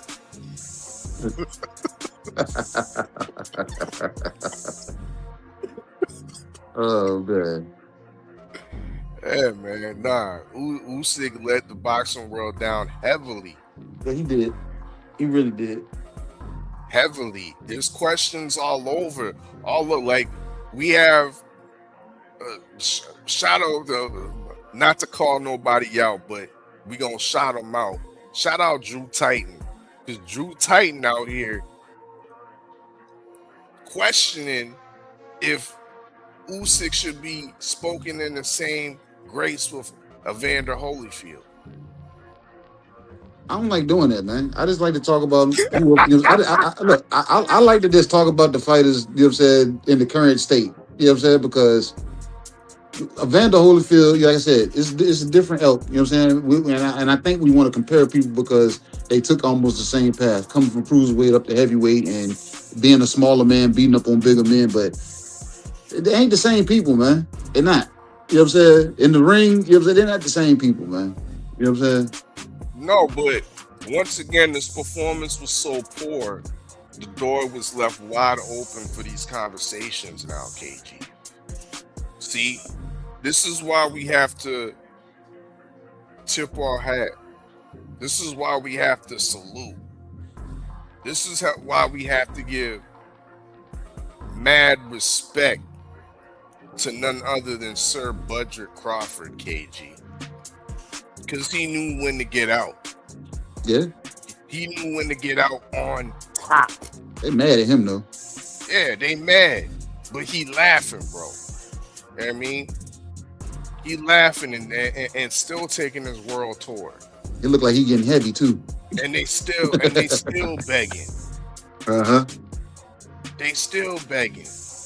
But that's just making up his appearance, putting up his appearance fee. Mm-hmm. Which is circulating in more money. I mean, so Sir Budrick did it the right way. Went out on top. Yeah. I mean, Usyk could have did it the same way, bro. He could have. After he clipped and packed up Danny Dubois, he could have rolled off into the sunset, KG. He ain't lying. But old mullet head Usyk with the flannel shirt with the arms cut off, he turned it into the guy that he once despised. He turned it into greedy belly, KG. Yeah. Oh, for the greed. My big greedy belly.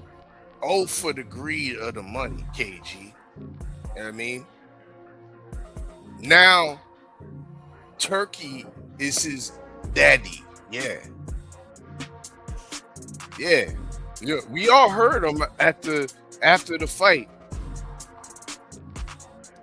When Ade Oladipo had the mic up in his face, straight stuttering.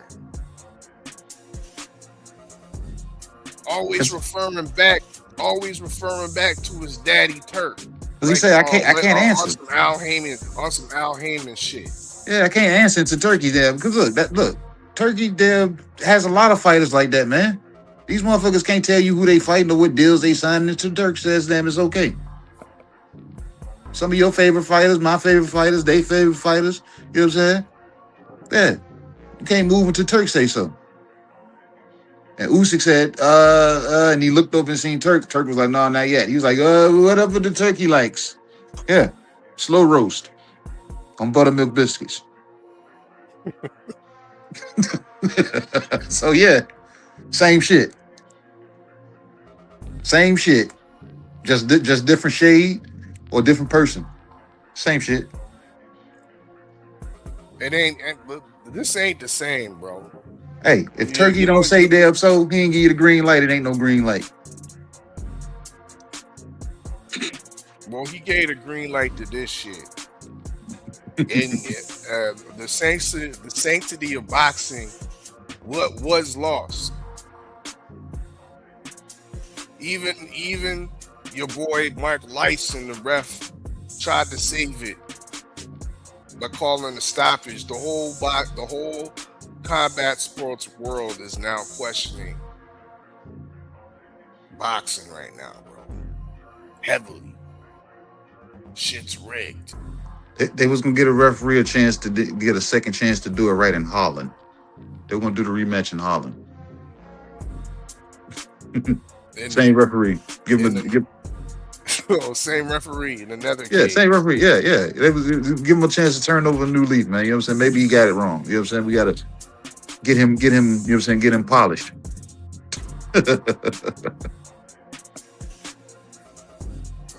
Speaking of getting him polished, let's put our promoter hats on, KG. Y'all can participate with us in the chat as well. Let's continue to talk about our boy with the Ooga Booga style that we haven't seen since the prehistoric ages. With Thy Hand Is My Club, Rico Verhoeven. What should he do next? He's a hit. He's a star. He's a major overachiever. Mm-hmm. Once again, with his kill what he eats hunting type style. You see how he charges at you. Mm-hmm. That's how when they was back in the caves, they used to hunt the rodents. You know what I mean? You gotta charge at it. You know what I mean? And then you gotta swing your club, Ooga Booga style, and kill what you eat.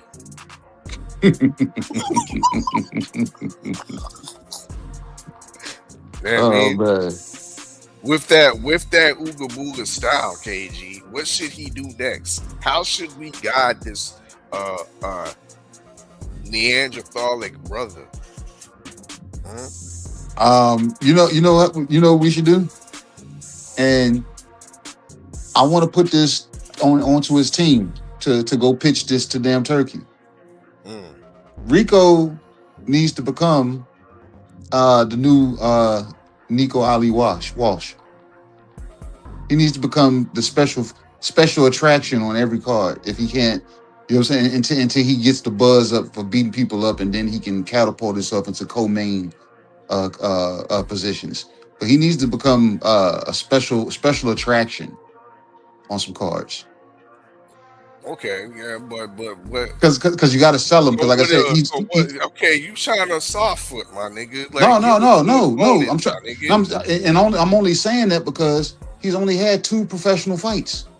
Do you want to in the second professional fight he washed? Yeah, but do you want to burn him out? Pound for pound fighter on the Usual Suspects. I understand that, but do you want to burn out the potential cash cow that he can turn into because of the stardom, and put him in with somebody tough? So I said, do you got your hat on, KG? Yeah, and I'm saying I want. So give us some names, my nigga. Who we man. there? You know what I mean? We going to Holland, yeah. We going to Amsterdam. We do some. You know who you send to Holland? Who we fighting over? Listen. You know who you send to Holland? If Turkey wants to, you know what I'm saying, disrupt more of American boxing, you set up a fight. This ain't no Riyadh season shit, bro. Okay, yeah, but look, I'm just saying. We are not playing. We are the promoters. We are not. Oh, okay, we're the promoters. We are not playing a part to the destruction of American boxing, bro. All right, look, check this out then. All right, look, I'm the promoter. We are once again. We are the promoters guiding Rico Verhoeven's career right now, bro. What are we doing next with him? Look, I don't know all the names over there. You know what I'm saying? I have to get with my assistant to find out the names, but I would steer him in the direction of Queensberry to take out the monopoly of heavyweights that's there. I think we would start there. We'll catch whoever the lowest hanging fruit is. And like I said, this kid has not have confidence, you know what I'm saying, that we know has came back into full form yet. I'll put him in there with an American heavyweight against Big Baby Anderson. And see if this kid has bounced back. And if not, Rico is gonna be on a rampage, because then after we take him out, we're gonna go after is Philip Hergovich still over there? Yeah, he just he just re-signed with him, right? He just washed up Dave Allen. Yeah, so look, favorite gatekeeper. Like I said, we're gonna go on a Queensberry bash. We're gonna go through, you know what I'm saying, and clear them out and start gathering a name there. And then, like I said, I'm gonna sell this kid off as a damn special attraction because he's still not fully respected as a boxer, though he damn outclassed and washed the damn pound for pound damn best. You know what I'm saying? They still see him more so as a kickboxer. You know what I'm saying? That transferred over to boxing. Now, for him to make the full conversion, yeah, I'm gonna catch these low hanging fruit guys like that may lack confidence, that have a name in certain pockets. Because Big Baby Anderson, people criticize him, but at the same time, if I can get him in the ring, somebody's gonna jump on his side on this side of the water and say, yeah, man, Big Baby, you know what I'm saying? And then if I get Rico to park him, I get him out of boxing, and I freeze up American heavyweight boxing that much more, and then I send Rico back into damn Queensbury again and damn peel another cap. So I think I would have him targeting Queensbury damn heavyweights until I get him to maybe about between 5 to 8 fights, and after that, I'm hitting up Turki, or I'm hitting up Eddie, or I'm hitting up whoever that has a potential heavyweight that I know I can go ahead and get under the lights with. Yeah, I'm not looking to throw him under the lights out of the gate, but get him on the damn Queensbury heavyweight bash. You tripping, bro? Nah, man. You see the caveman style. Go see it and see if it damn works. You're supposed to be his promoter, and you about to put him into the Queensbury gauntlet. Exactly. Yeah, Frank Warren has damn near the whole heavyweight stable. Yeah. And the only name you've put forth is Jared Big Baby Anderson. We're supposed to be feeding this kid light right now, bro. You know what I mean? I'm trying to get paid as a promoter. I was thinking like not even European level, like domestic level. He needs to fight. I'm getting paid as a promoter. I don't know about you. He needs to fight the top Holland fighter first. Who the fuck is the top Holland fighter? We don't know. We gonna have to box record. I mean, we gonna have to box record first. You know what I mean? And that's what he needs to do. They needs to stay on that level for 3 to 5 fights. If I'm guiding him, you know what I mean? Because there's gonna be some problems in the US6 promoter boardroom, because I do not agree with KG's path to victory or path to legacy for Rico. I'm getting paid. I'm charging that nigga for hand wraps, shorts, water bottles. I'm charging him for every fucking thing. Bro, we need softer food for Rico. Rico tough. Softer food for Rico. And I will. Let me pull it. Let me pull this shit up. And Shaw just said it. He just fought the #1 heavyweight in the world. You talk some softer food? No, just put him in there with names. That's it. That's it. Put him in there with names. Give him Jermaine Franklin. Nah, we gonna put him in there with some food after his second fight. See, y'all don't know how to build. Y'all don't know how to build a career. I'm charging that motherfucker for everything. Everything. Rooms ain't included. He got to get his own room. I'm janky. And I'm sending him head first into damn Queensbury. So you went from ratchet to softy. So give him some soft food. Give him some soft food. What type of shit is that? Yeah, I'm a greedy belly guy, damn it. I'm gonna eat. Yep.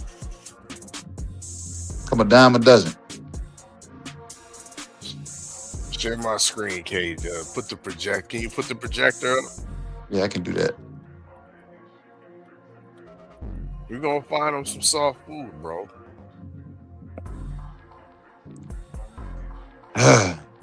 Soft food, huh? Yeah.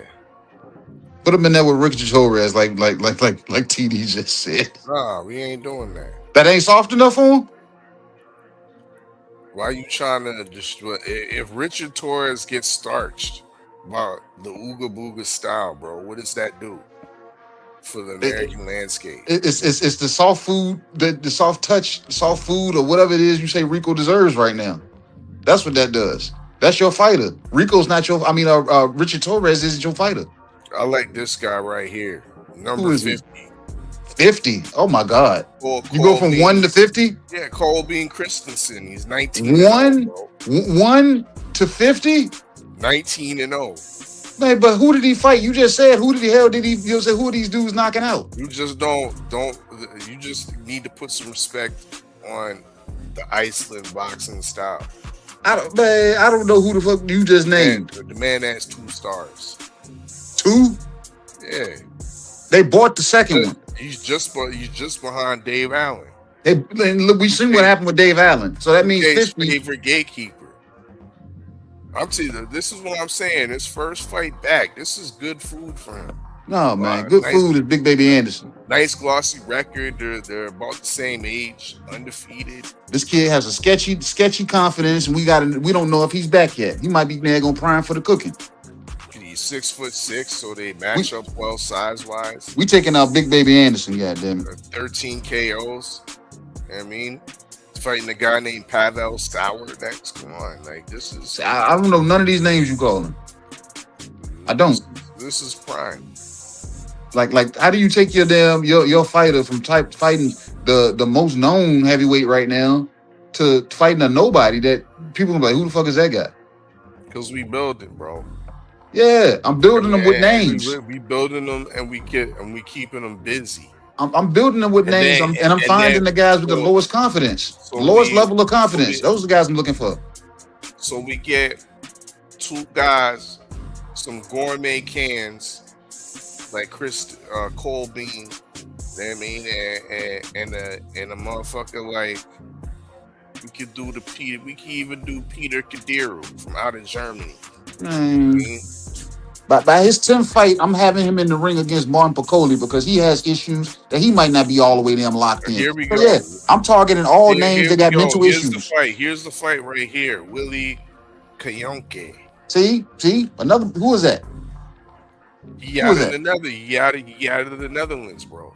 Yeah, we never heard of him. He fights out of the Netherlands. We never heard of him. You heard of him now. That's why you never come to the lounge. I've never heard of him. Come to the lounge, and that's why we putting the projector up, dog. And you should know him because he's the World Boxing Federation champion, heavyweight champion, WBF, my nigga. Salute to the WBF, and don't do it. Salute to the WBF, because this is your champion, Willie. Do me a favor, please. Get out of here. Get out of here, man. Shit, I'm saying.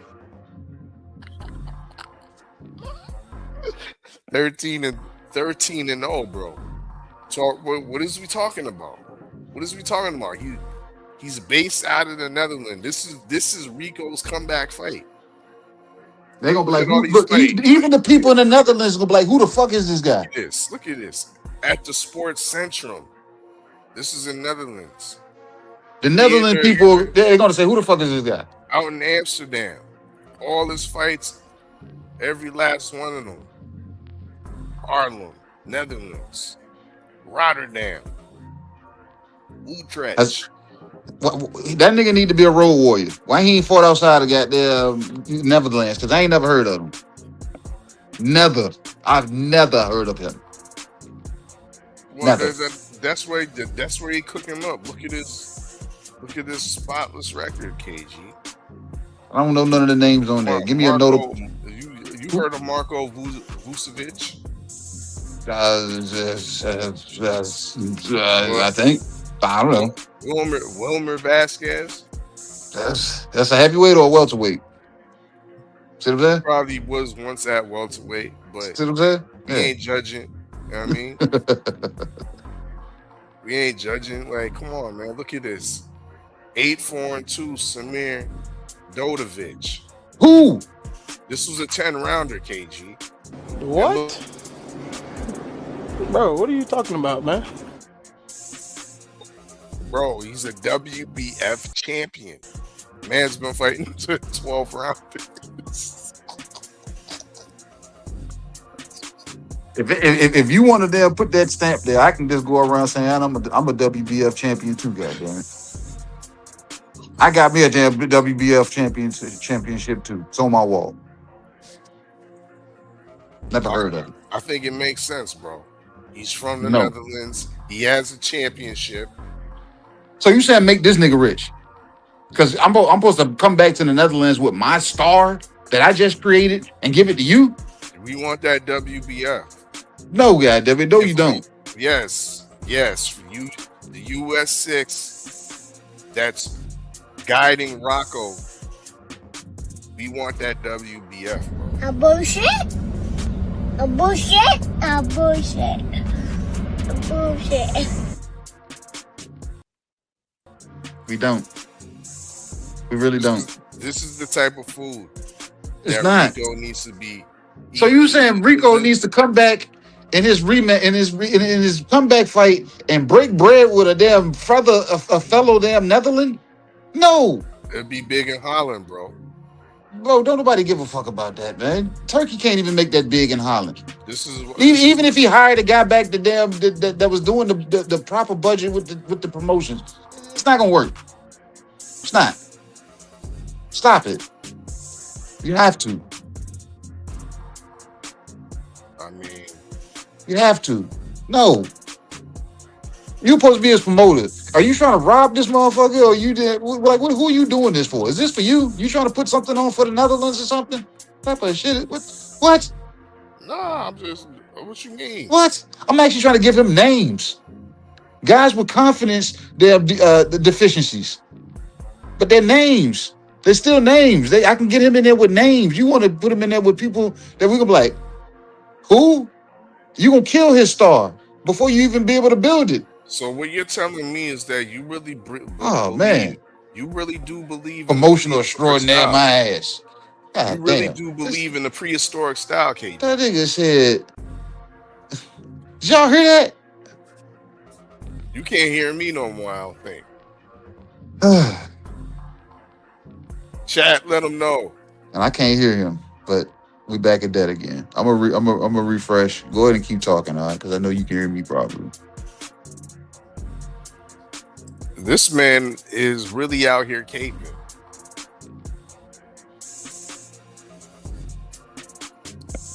This man is really out here trying to not cape.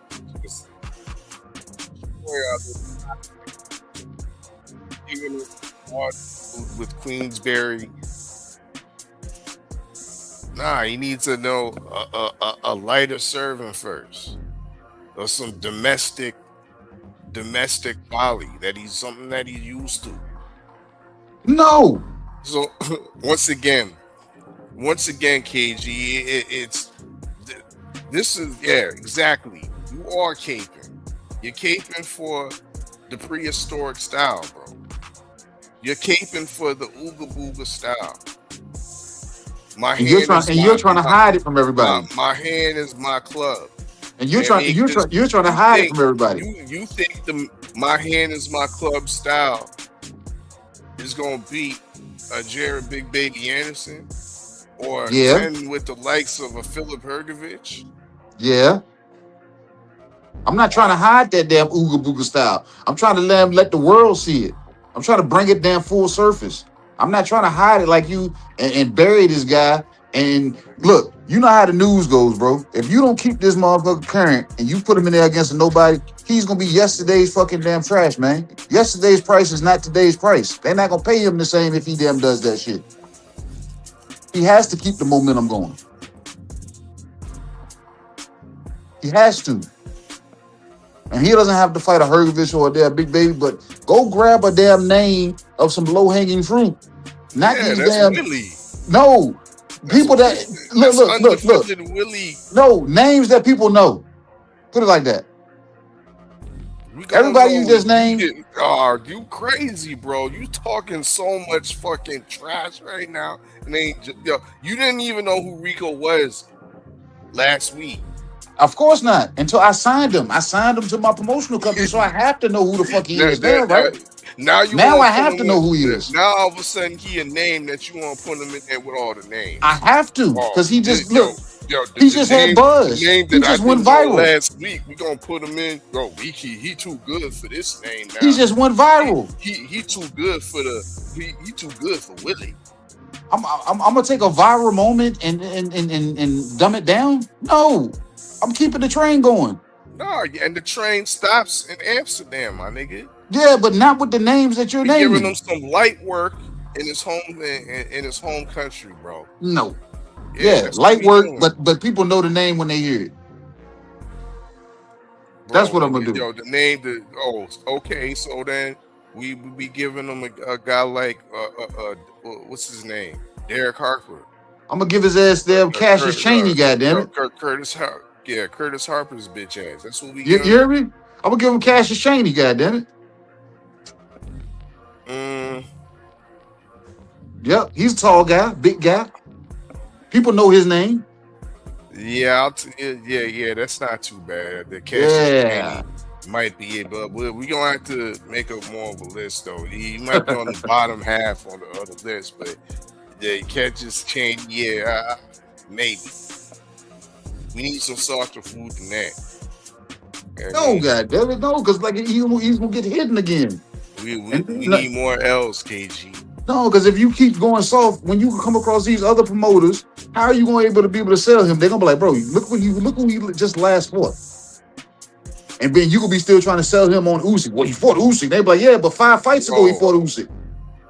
We supposed to be giving what have you done for me lately? Because we supposed to be giving him a glorified tune-up showcase type fight. Yeah, but a name that people know. You out here putting them in there with killers. That's right, crazy. Bro. Nah, man. They got confidence damn deficiencies. I guarantee you they do. Big baby, we don't know if he's damn come back to himself or whatever his self is supposed to be. We don't know. Catch him while he's still damn iffy. Make Frank Warren damn realize, damn, I did a bad signing this kid. He let Rico whoop his ass. See what I'm saying? Be the water cooler talk, man. Be the reason that people standing around the water cooler talking. Rico that nigga. Once again, you ready to sacrifice. They build him up to get him in a Wilder fight. American heavyweight boxing. They build him up and put him in a Wilder fight by next year. Next spring, he in the ring against Wilder. I'll get him back in the ring 2 times before he sees Wilder next year. Shava says Chisora. That's the gatekeeper. I put Rico in there. You want a name? That's a soft touch. There's a name. Yeah, that's a soft touch. At this point, yeah, Derek Chisora is a soft touch. The way he looked in his last fight, yeah, Ooga Booga can beat that. Yeah, he should. But his style's more. The Rico style is more prehistoric. But Chisora, didn't Chisora give Usyk a tough time too? Way back when. So what if Derek Chisora gives them that Ooga Booga style of a hard time? But Chisora's an old dog, bro. Older than mulletized Usyk. But like Shawa said, put him in there with Wilder right now. Then that ain't soft enough food. Rico with Wilder. Yeah, that's a name. No. So you want him still clear of damn Wilder? Not until we get Willie. Even with Wilder being with the decline of the damn punch output. So you saying, you know what I'm saying, Rico can't motorboat and caveman his way through that? That's a name. Bro, that's another, like, I don't know if people are ready if our boy Rico takes out the national treasure. Your boy Rico. You're supposed to be working for him. Yeah. I thought your hat's still on, bro. It is, but that don't mean look, he's a smucking smuck.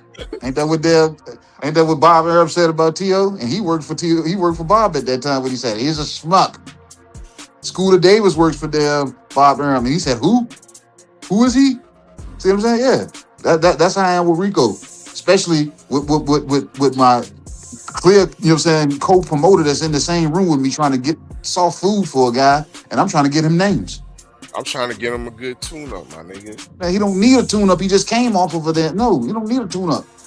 You were just in with the best heavyweight technician. He got blessed.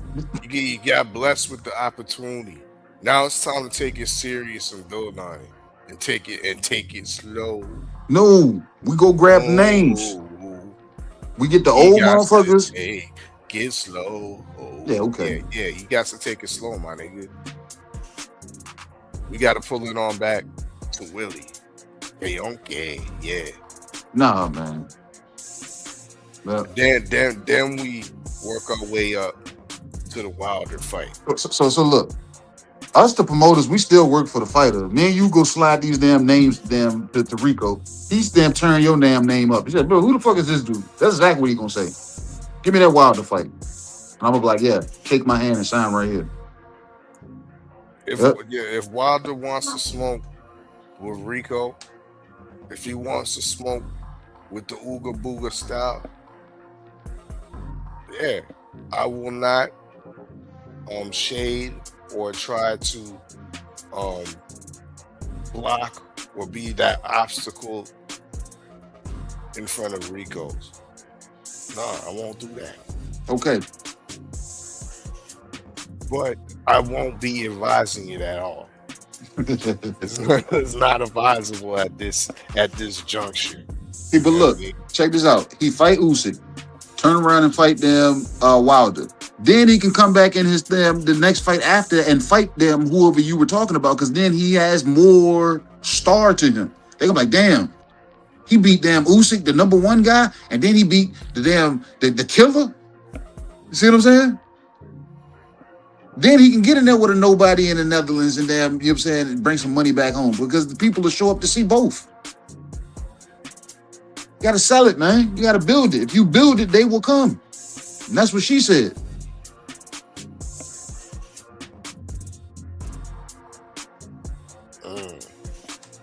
TD out here giving us a smell. Why are we trying to matchmake for a kickboxer? You're not a kickboxer, bro. He's a professional boxer. He's a boxer that just washed the number 2 on the Usual Suspect pound for pound list. He's a boxer, bro. Put respect on the Ooga Booga style. Please. Please do. Because you're from the neighboring country, TD.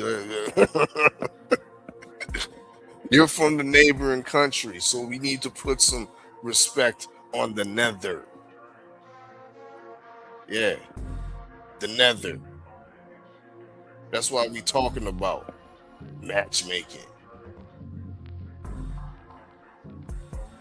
Just like we're promoters right now, TD. Just gonna leave it to OG Turkey Johnson.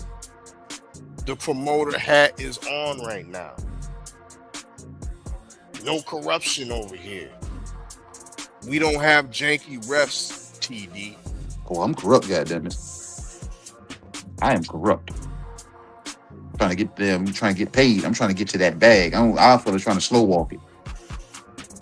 Rico ain't young. You know what I'm saying? So yeah, I'm not trying to slow walk this one.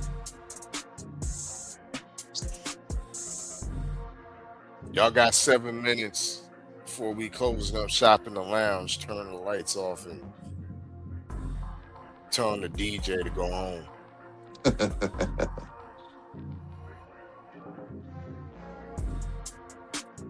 Make sure y'all check out the website once again, usualsuspect6.com. Shop usualsuspect6.com because y'all fit the description. Most definitely. I feel like I got some new stuff on there, man. If y'all like backpacks, and I think I'm gonna order that one, man. I like them gold lions, man. I ain't gonna put that up yet. Hey, he did. Don't listen to our fella. I'm just talking right now. Go check it out, man. We got gold lions over there, man. You better put that shit up there now, man. They're gonna go over there and go check that shit out. Cause I think I like that. I like the gold lines on that. You know what I'm saying? I think it'll go well with my crystal ball damn jacket, man. Yep. Might go well with my crystal ball jacket.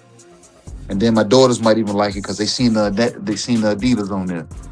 The collaboration continues between Usual Suspects and Adidas. Adidas. So yes, backpack will be available soon on shopusualsuspect6.com. We also have other Adidas and US6 collaboration items on there as well. The full jogging suit, crew neck sweater, and fleece jogger is available on Shop Usual. So yeah, visit the site. Make sure y'all bookmark it. You know what I mean? And every now and then, new drip definitely gets dropped. Well, we got a guess. Let's see. Let's see. Is that Thomas? What is going on? What is going on? What is going on? What is going on is I hear two people speaking about matchmaking a kickboxer, a guy that got 2 fights, a guy that's 1-1, and it's almost like you guys, want to matchmake him quick so he could get another world title opportunity when there's a whole bunch of guys waiting in line to get their shot. Was he not robbed, bro? He was not robbed.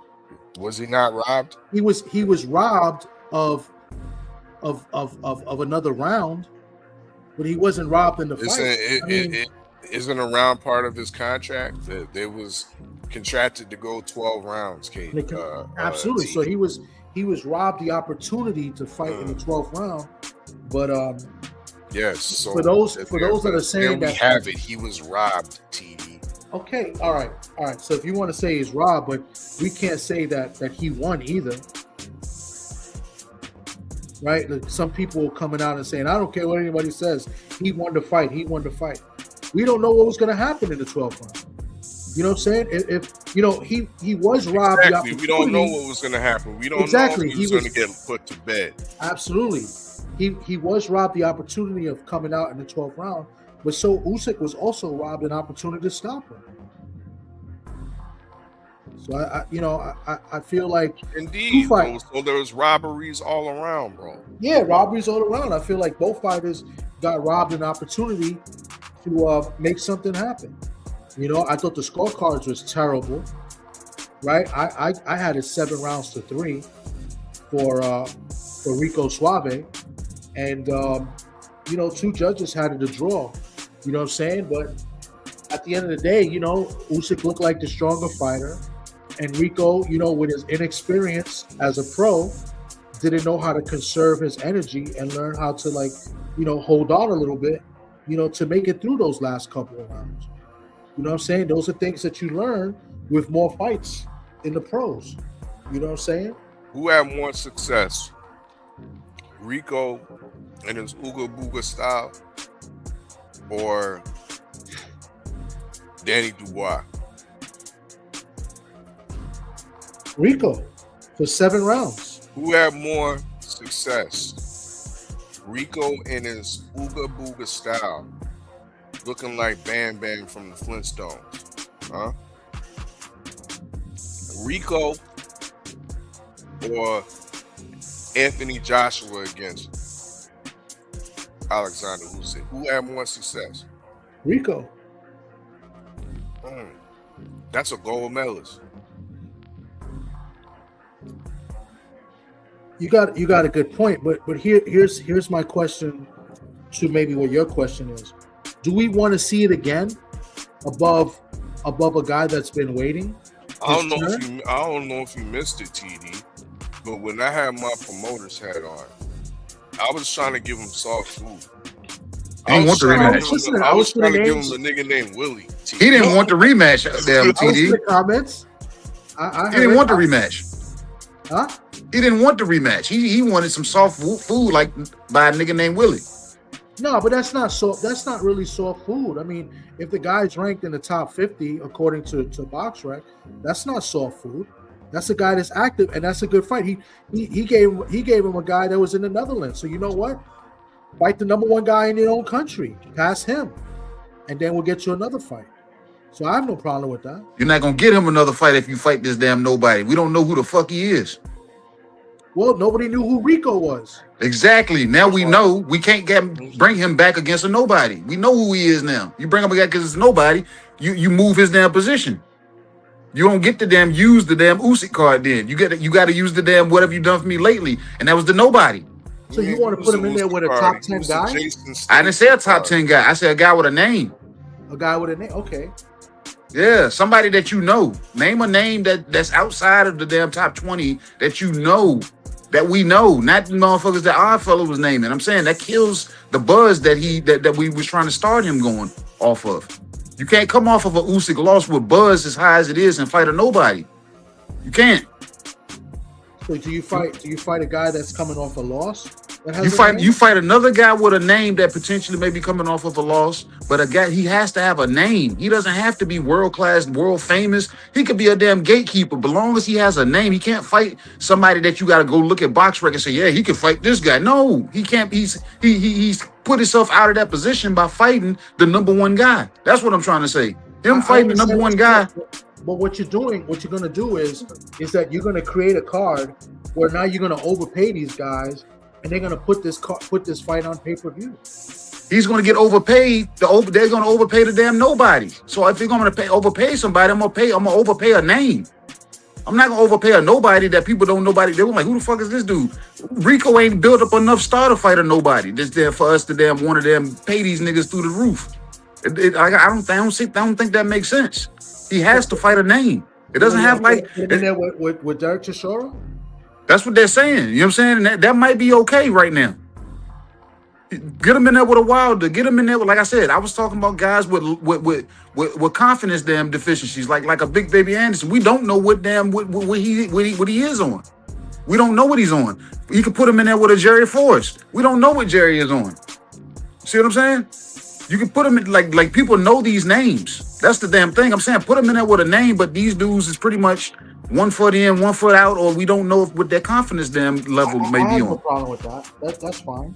And that's why I'm saying that I don't want to do the no name because his buzz is too high right now. I'd rather him go in there with a Forrest or a Rice or somebody that could use a good payday and it still kind of has a name. Yeah. And get an opportunity. Would you like to see him in there with a Big Shot Show? Yeah, but Big Shot Show probably kill him. You know what I'm saying? But that's good. Yeah, but that's not me being a good promoter. That's not me being a good promoter. That'd be me setting my guy up with an actual real life killer. That's why I never named him. I didn't put him in that equation. I didn't say anything about Big Shot Shaw. I keep him far away from him until after his 10th fight. Then I might dare play with the waters. If you're gonna put him in there with a name, you want to put him in there with a name that they win something, they get something out of it if they beat him, right? So like, yeah, Big Shot Shaw, he gets something. He says, "Yo, I just stopped the guy that went like, that Usyk went life to death with, right?" Yeah, but this might be me sounding like our fella. That's too tough of a take, man. I need a softer touch. You know what I'm saying? That Big Shot Shaw is too dangerous right now, coming off of a Usyk fight. I need a name. I don't need necessary. I need perceived danger, not real life danger. You know what I'm saying? Yeah. I honestly don't really want to see anything crazy because I don't like the fact that he skipped the line. You feel me? Like, and he's gonna get this big payday when you have other heavyweights that work hard and they're waiting for their opportunity, the right way. And you giving this guy. They didn't beat Usyk though. Yeah, but he got the opportunity. He got his opportunity already. An opportunity he didn't deserve. I don't like it. that's just me. I don't like it. You gave him opportunity. It would have been different if they would have made it an exhibition or a 10-rounder instead. If it's a 10-rounder, that's what I thought it originally was. Yeah, if I thought it was an 10-rounder, they're gonna rob the guy. We already know that because that's what happened with Ngannou and Fury. They made it a 10-rounder, not for the belt. But they made it for the world title. I don't like it. I just don't like it. It's another thing, another black eye to the sport, and then when you have this turkey jerky guy come out and say, "Oh, let's have it in the Netherlands," right? I'm not trying to hear that, bro. Like that's terrible. It's not right. So that's why I'm like, yeah, put him in there with a name, but give the person the name, the opportunity that if he wins, that they get their opportunity. You know what I'm saying? You know, as well as a good payday. So that's just my stance on it. I just don't feel it's right. I hear what you guys are saying. You know what I'm saying? Because he beat the pound for pound guy, the top pound for pound, the heavyweight, the guy that, you know, I think Usyk is very good. I think he's a great heavyweight in this era, but I don't think he's an all-time, you know, great heavyweight like a lot of people said. You feel me? So I don't know. I don't like it. That's just me. You feel that? Like I said, that's why we here roasting Turkey Johnson. That's Turkey why jerky. we serving up turkey a la king. I like it. On them buttermilk biscuits. Yeah, on them buttermilk biscuits with that pomegranate demi-glaze. Yeah. I mean, because Turkey was the one that you want to talk about he don't deserve it. Well, Turkey said he deserved it. Turkey and his boy Jason Statham, TD. Jason Statham. Wow. Jason Statham is good friends with Rico, and he made the call to Turkey, and that's how this shit happened. And that's the problem with Turkey Jerky, because a lot of people love this guy. Oh, he's giving us the fights, and he's you know, well, what have the other promoters done? But there's something behind it too. Like, you know, you get bullshit like this. You know, when you got a guy in waiting in line, like, you know, Usykaa Cabbage, who's also been put on the shelf at times too, where he's getting a fight once a year. It's a joke, bro. You know, it comes to be like, you know, who's Turkey's favorites? It doesn't matter who the boxing fans want to see. It's what Turkey wants. You know what I'm saying? It's just I openly, you know, want to say it. I don't like the guy. You know, you know, he's bad for the sport, just like, you know, he's just like any other promoter.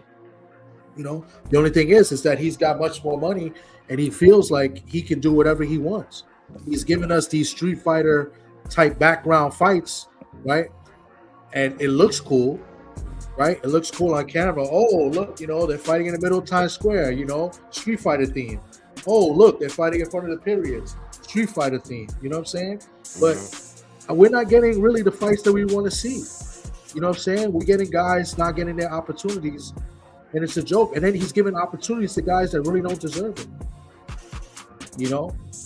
Don't make me start about Ryan Garcia. This is what I want to see. I want to see this fight, and I want to see Oddfella versus TD from the Bronx. That is what I want to see right now. That's what he's doing, bro. You know what I'm saying? He's like a spoiled kid.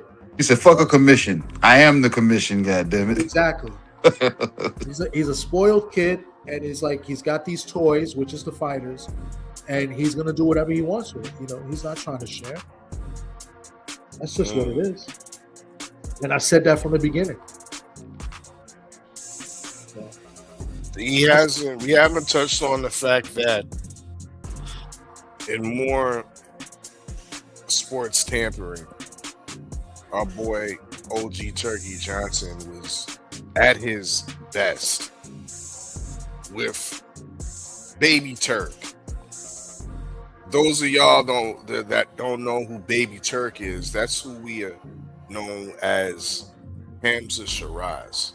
Of course, Hamza Shiraz has been afforded to a lot of OG Turkey Johnson's blessings. Mm-hmm. You know what I mean? He's not swindling them though. He's taking full advantage of it. If it's food, he eating it and getting up out of there. Yeah. That's true. I mean, you give me a ham and egger, I think I'll get him out of there too. He's supposed to. He ain't playing around with it though, because he could be playing around, but he ain't. That's what he's trying. You know, he's setting him up, and I feel what he's doing. I mean, that's his guy. You know, but another example of, you know, why it's bad for the sport. It's just the favoritism. You know what I'm saying? You know, there's other guys waiting in line to get their opportunities. You know, I know the division is kind of like, you know what I'm saying? But, you know, we seen what he did when he fought Adames, right? Like that was a joke, bro. You know what I'm saying? He did what he had to do. He came to New York and he beat up Ham and Egger and Berlanga, bacon, egg, and cheese Ham and Egger, right? And He's not a bacon, ham, and egg and eat cheese. That would people had high hopes for them Berlanga. A rematch would even be more justifiable for that belt that he has, rather than this. I can't even call this guy Ham and Egger. You know what I mean? I think it was oatmeal. Farina. And then we can't get a Berlanga rematch because Hamza even set it himself. He said, "I made you do a career change. You're a rapper now." Yeah. Well, put him in there with Munguia. I mean, was it Munguia? Is it Munguia now 168? Munguia is the new face of boxing per damn Saul Canelo Alvarez. Canelo saying it. Yeah, he said that's the guy. That's the damn Mexican damn face of boxing. He passed the torch to damn Jaime. That's what I'm saying. Put him in there with Munguia. The face. the new face. Yeah, boxing is it's a weird sport, man. It's frustrating. When you see stuff like that, that's just a perfect example. Not on top of that, we got another ref exposed, another UK ref exposed, right, for doing a horrible job. As far as with the mouthpiece coming out and then stopping the fight with a second to go. It's bad. I don't like when guys are that arrogant enough that they just really expose themselves right in front of the world. When he came out and said on the mic in front of everybody, we got to do it in the Netherlands next with Usykaa Cabbage, and he cut Usykaa Cabbage off too. I forgot about that, right? He cut him off. He basically didn't want to hear what he had to say. That's crazy, bro. He said the next fight it's going to be in Holland. Yeah, Usyk and Rico again. That's embarrassing. So I mean, that's where the sport is going. If there was more, legit boxing writers, because there isn't any, they would be all over it. They'd be all over killing them right now. But there's no media. You know what's embarrassing? Usyk is embarrassing because the man once again was using the Ukrainian war, yes, to avoid the Usykaa Cabbage questions, bro. Yep. The man went to the extent of saying, "My daughter is in the bomb shelter." Huh? How your daughter in the bomb shelter, and you and your wife are living the lap of luxury in Egypt? Huh? What is we talking about? Don't you have a house? Don't you have a house in California? Why isn't she positioned and stationed over there, but she's in a bomb shelter in Ukraine after you're trying to evade these Usykaa Cabbage bullets? Shameful. Shame. Shame. Can't make the... Shame. Shame. Shame.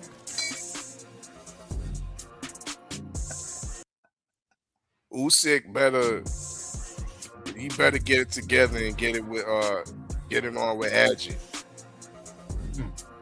immediately. Next. No ifs, ands, or buts. I mean, we're promoting Rico over here, and we looking for soft food for Rico. We're not interested in the rematch immediately.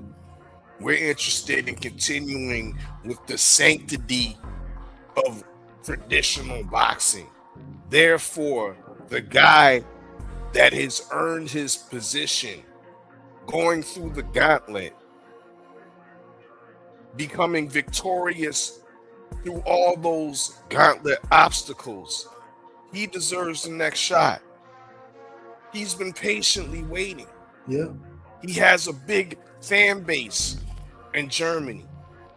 And nobody can't tell me that shit won't sell in Germany, because you had two Ukrainian brothers by the name of Vladimir and Vitaly Klitschko who made a killing in Germany for over a decade. Usyk. Get rid of the mullet, bro. And get back to that pound for pound Usyk we used to know and love. Because that shit right there we saw Saturday afternoon lost us a lot of respect. Yeah. That mullet is on going the sport. That mullet is going to, the next fight is going to be a old school 80s Ukrainian punk rocker spike mohawk. That's what it's going to be. It's going to be spiked. I am very filled. I am filled. I don't know how much time we got left, but let me while we're in Egypt, right? And I see on the menu curry Gwoat. I'm gonna try to combine a couple things. Like I'm gonna combine some with the menu with something in the crowd that I noticed as far as people's energy. You know, I don't know if because I'm getting old, right? My eyes are a little bit messed up. But I saw Devin Haney and Ryan Garcia sit awfully close. Now, I don't know if that was an arranged seating or if it was a general admission, first come, first serve. You know, Ryan was sitting ahead of him and Dev sitting behind Ryan. Very, look peaceful, respectful. Nobody really, we didn't see no conversation. I didn't see no selfies together, no face-offs. I damn well didn't hear no talk about some baccarat or chess or checkers or some shit like that. I didn't hear any of that. If anybody did, please let me know. I see curry Gwoat on the menu, and what plain and simple, what Clarissa Shields did, I thought was wrong, but I was okay with it. What do I mean? I feel like if you're consistent with the energy, and you don't like somebody, and you speaking to somebody crazy, and somebody speaking crazy to you, and you don't like what they said, talking shit on your name, about your name, right? And you tell them like, yo, stop talking about this, stop talking about that. In this case, a relationship. Either way, they've been talking, the energy's always been consistent with Clarissa. So I respect that. And, when somebody coming in and saying, oh, I'll beat your ass right now in your face, I have no problem with her putting her hands on her. No problem at all. You know what I'm saying? I think Alicia should have fought back or swung back or at least made an effort. It would have looked a little bit better. But you're looking bad out here because your energy is not the same. You said you would whip her ass, and you said, I believe one of the comments she said it'd be easy too. So when you got slapped, why you didn't try to make easy work on a counter slap? That's all I'm saying. But why I refer that to Mr. Devin Haney and Ryan Garcia is that the energy is not consistent with the fan base.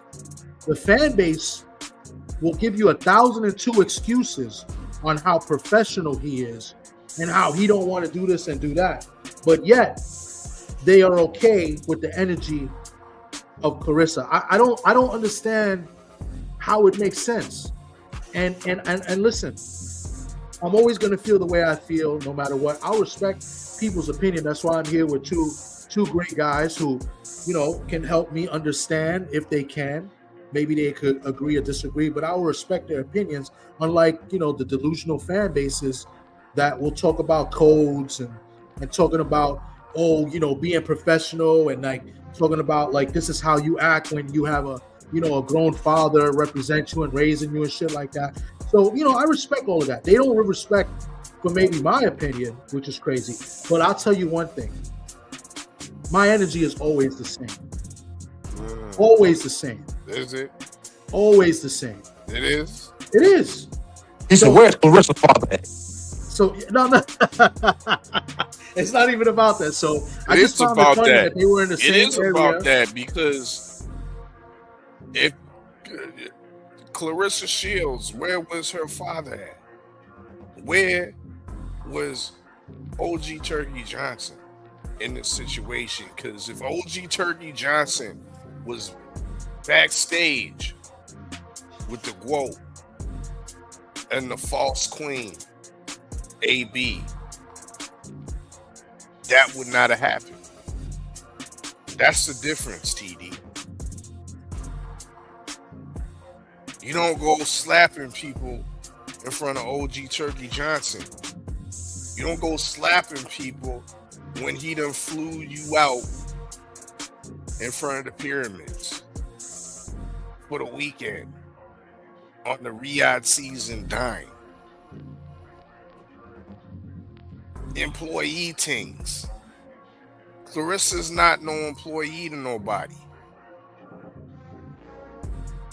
She's the queen of female boxing. She's taking over the false queen's hometown of Detroit and made it her own. Little Caesar Arena is her castle, her kingdom. She can go anywhere to any public sporting event, especially if it's involved with another top female combatant. Why isn't she not allowed? Oh, she's a reguloid? Some type of regular person that has to be ushered out of the arena? Nah, she's the queen. Gwoat. VIP status. Backstage status. Ain't had no jurisdiction there.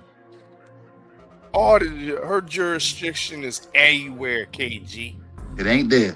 She got banned. Everywhere.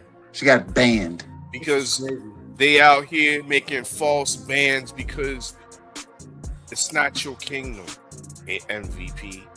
You might have all these ladies, but the real queen is still outside of that MVP league. You can try to crown a false queen that doesn't even really was from Detroit. She from Ohio, niggas. Yeah. You can try to crown that, but the real queen sells out Little Caesars Arena. The real queen can go up and down in weight. A lot of those tickets are comped. That's hate. Middleweight, undisputed. Light heavyweight, undisputed. Heavyweight, undisputed. But wait You know what a minute. She can do that. She can talk that talk to another boxer that's a threat to her throne. Another boxer that they're projecting as the next Gwoat, as the queen right now. Slap is deserving. There's a difference. Maybe if OG Turkey Johnson once again was in the situation, there would be a little bit more of a cordial attitude between the two of them, because real money can be lost. But this wasn't that. So what you trying to tell me is that because Turkey Jerky was the one that comped Dev and Ryan and all these other people there, that they had to be on their very best behavior? That's what it sounds like he's saying. Bro, So are you also telling me that they're not? I know, like when you go out on them work conventions and whatnot, and they feel like they send you off for the weekend and whatnot. The niggas act crazy, you know what I mean? It's true, you know what I mean?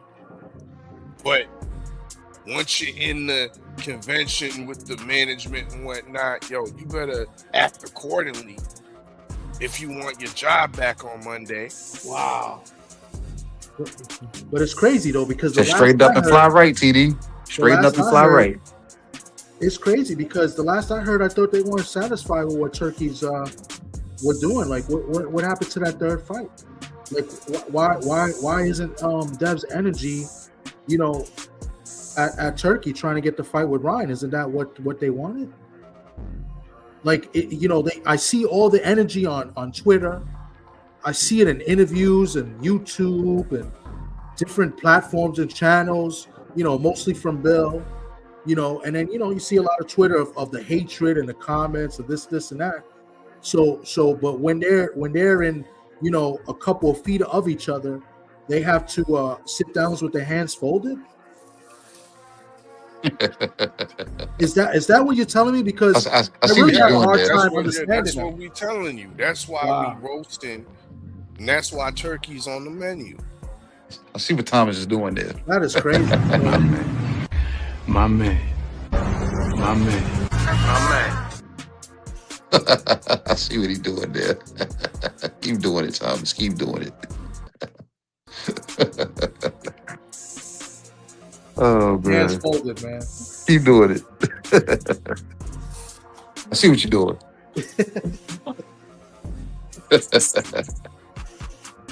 Well, I'm done, fellas.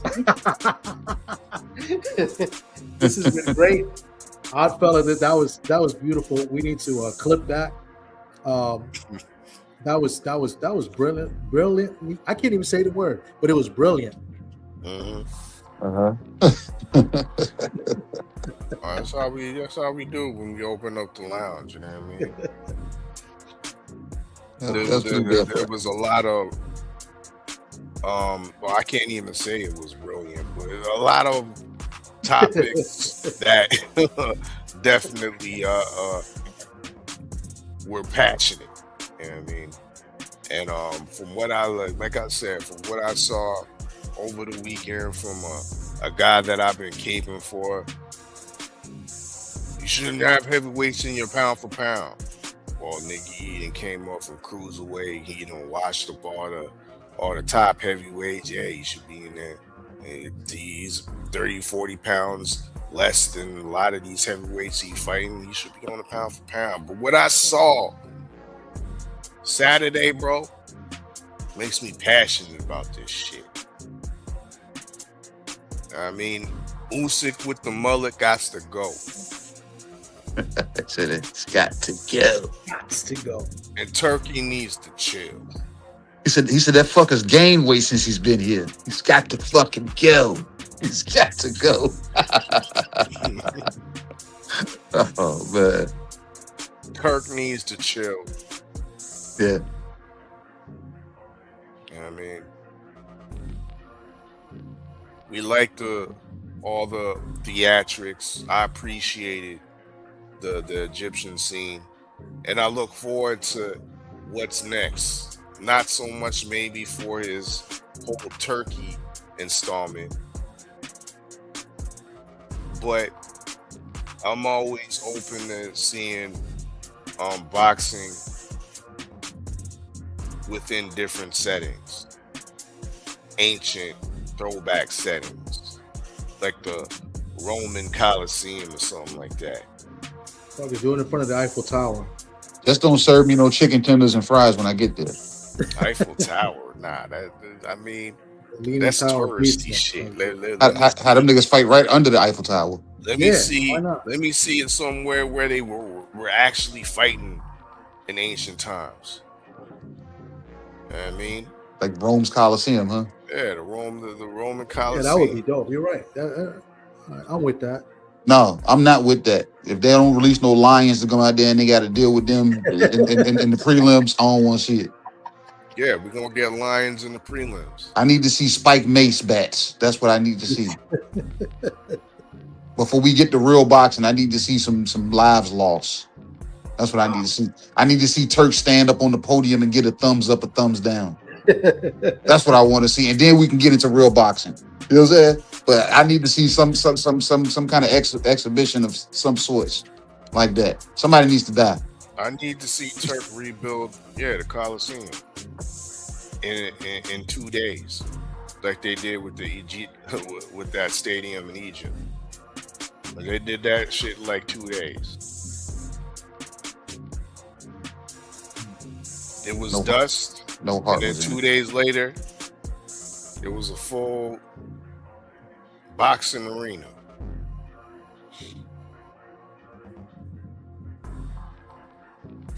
But yeah, we didn't went 2 hours and 30 minutes on y'all. Yeah, the fire marshal gonna come shut us down. He know damn well we supposed to been closed 30 minutes ago. I told y'all don't do this shit. Selling after hour drinks and shit. Yeah, serving y'all drinks after that hours. reefer too. Smell that reefer in here too. That's against the law. Yep. Shout out to everybody that's pulled up. You know what I'm saying? Whether you came for a second or stayed for a minute, man. You know what I'm saying? I went off and told some people to come back. It's been much appreciated because these drinks are free, man. You know what I'm saying? So as long as y'all was here, man, we was gonna damn feed y'all with drinks, man. Shower in the chat said she needed some coffee. You know what I'm saying? Because this damn menu was gonna cost, and it ain't cheap. You know what I'm saying? It ain't cheap. So I appreciate everybody for pulling up. You know what I'm saying? Thomas, you still here, man? Give everybody your last before we kick you up out of this damn establishment. No, I appreciate you guys having me come up. You know, this was great as usual. You know, I love the open mic. We need more people to come and participate and stop being scared. You know what I'm saying? I mean, the drinks are free, right? So you could drink a little bit and get that courage to come up here and talk your shit, man. I don't get it. I don't get it with y'all. You know, I know it's safe. I know it's safe on your very own platforms, and you know you're the Pied Piper and you got the ratongs following you. I get all of that, but sometimes you know you got to man up and come up here and talk your shit on another platform. You know what I'm saying? Let people know, you know, how you feel. You know, say it with your chest sometimes. You know what I'm saying? Instead of let that little flute that you got. You know, so that's all I'm saying. You know what I'm saying? Appreciate you guys, man. We did a nice interview with Keith Cologne earlier today. Go check that out if you got an opportunity. And yeah, we'll be back soon. Tales from the B-side. We should be coming up hopefully this weekend. And yeah, man. Appreciate everybody, man. You guys have a great night. Salute. Season 2 crystal ball holder.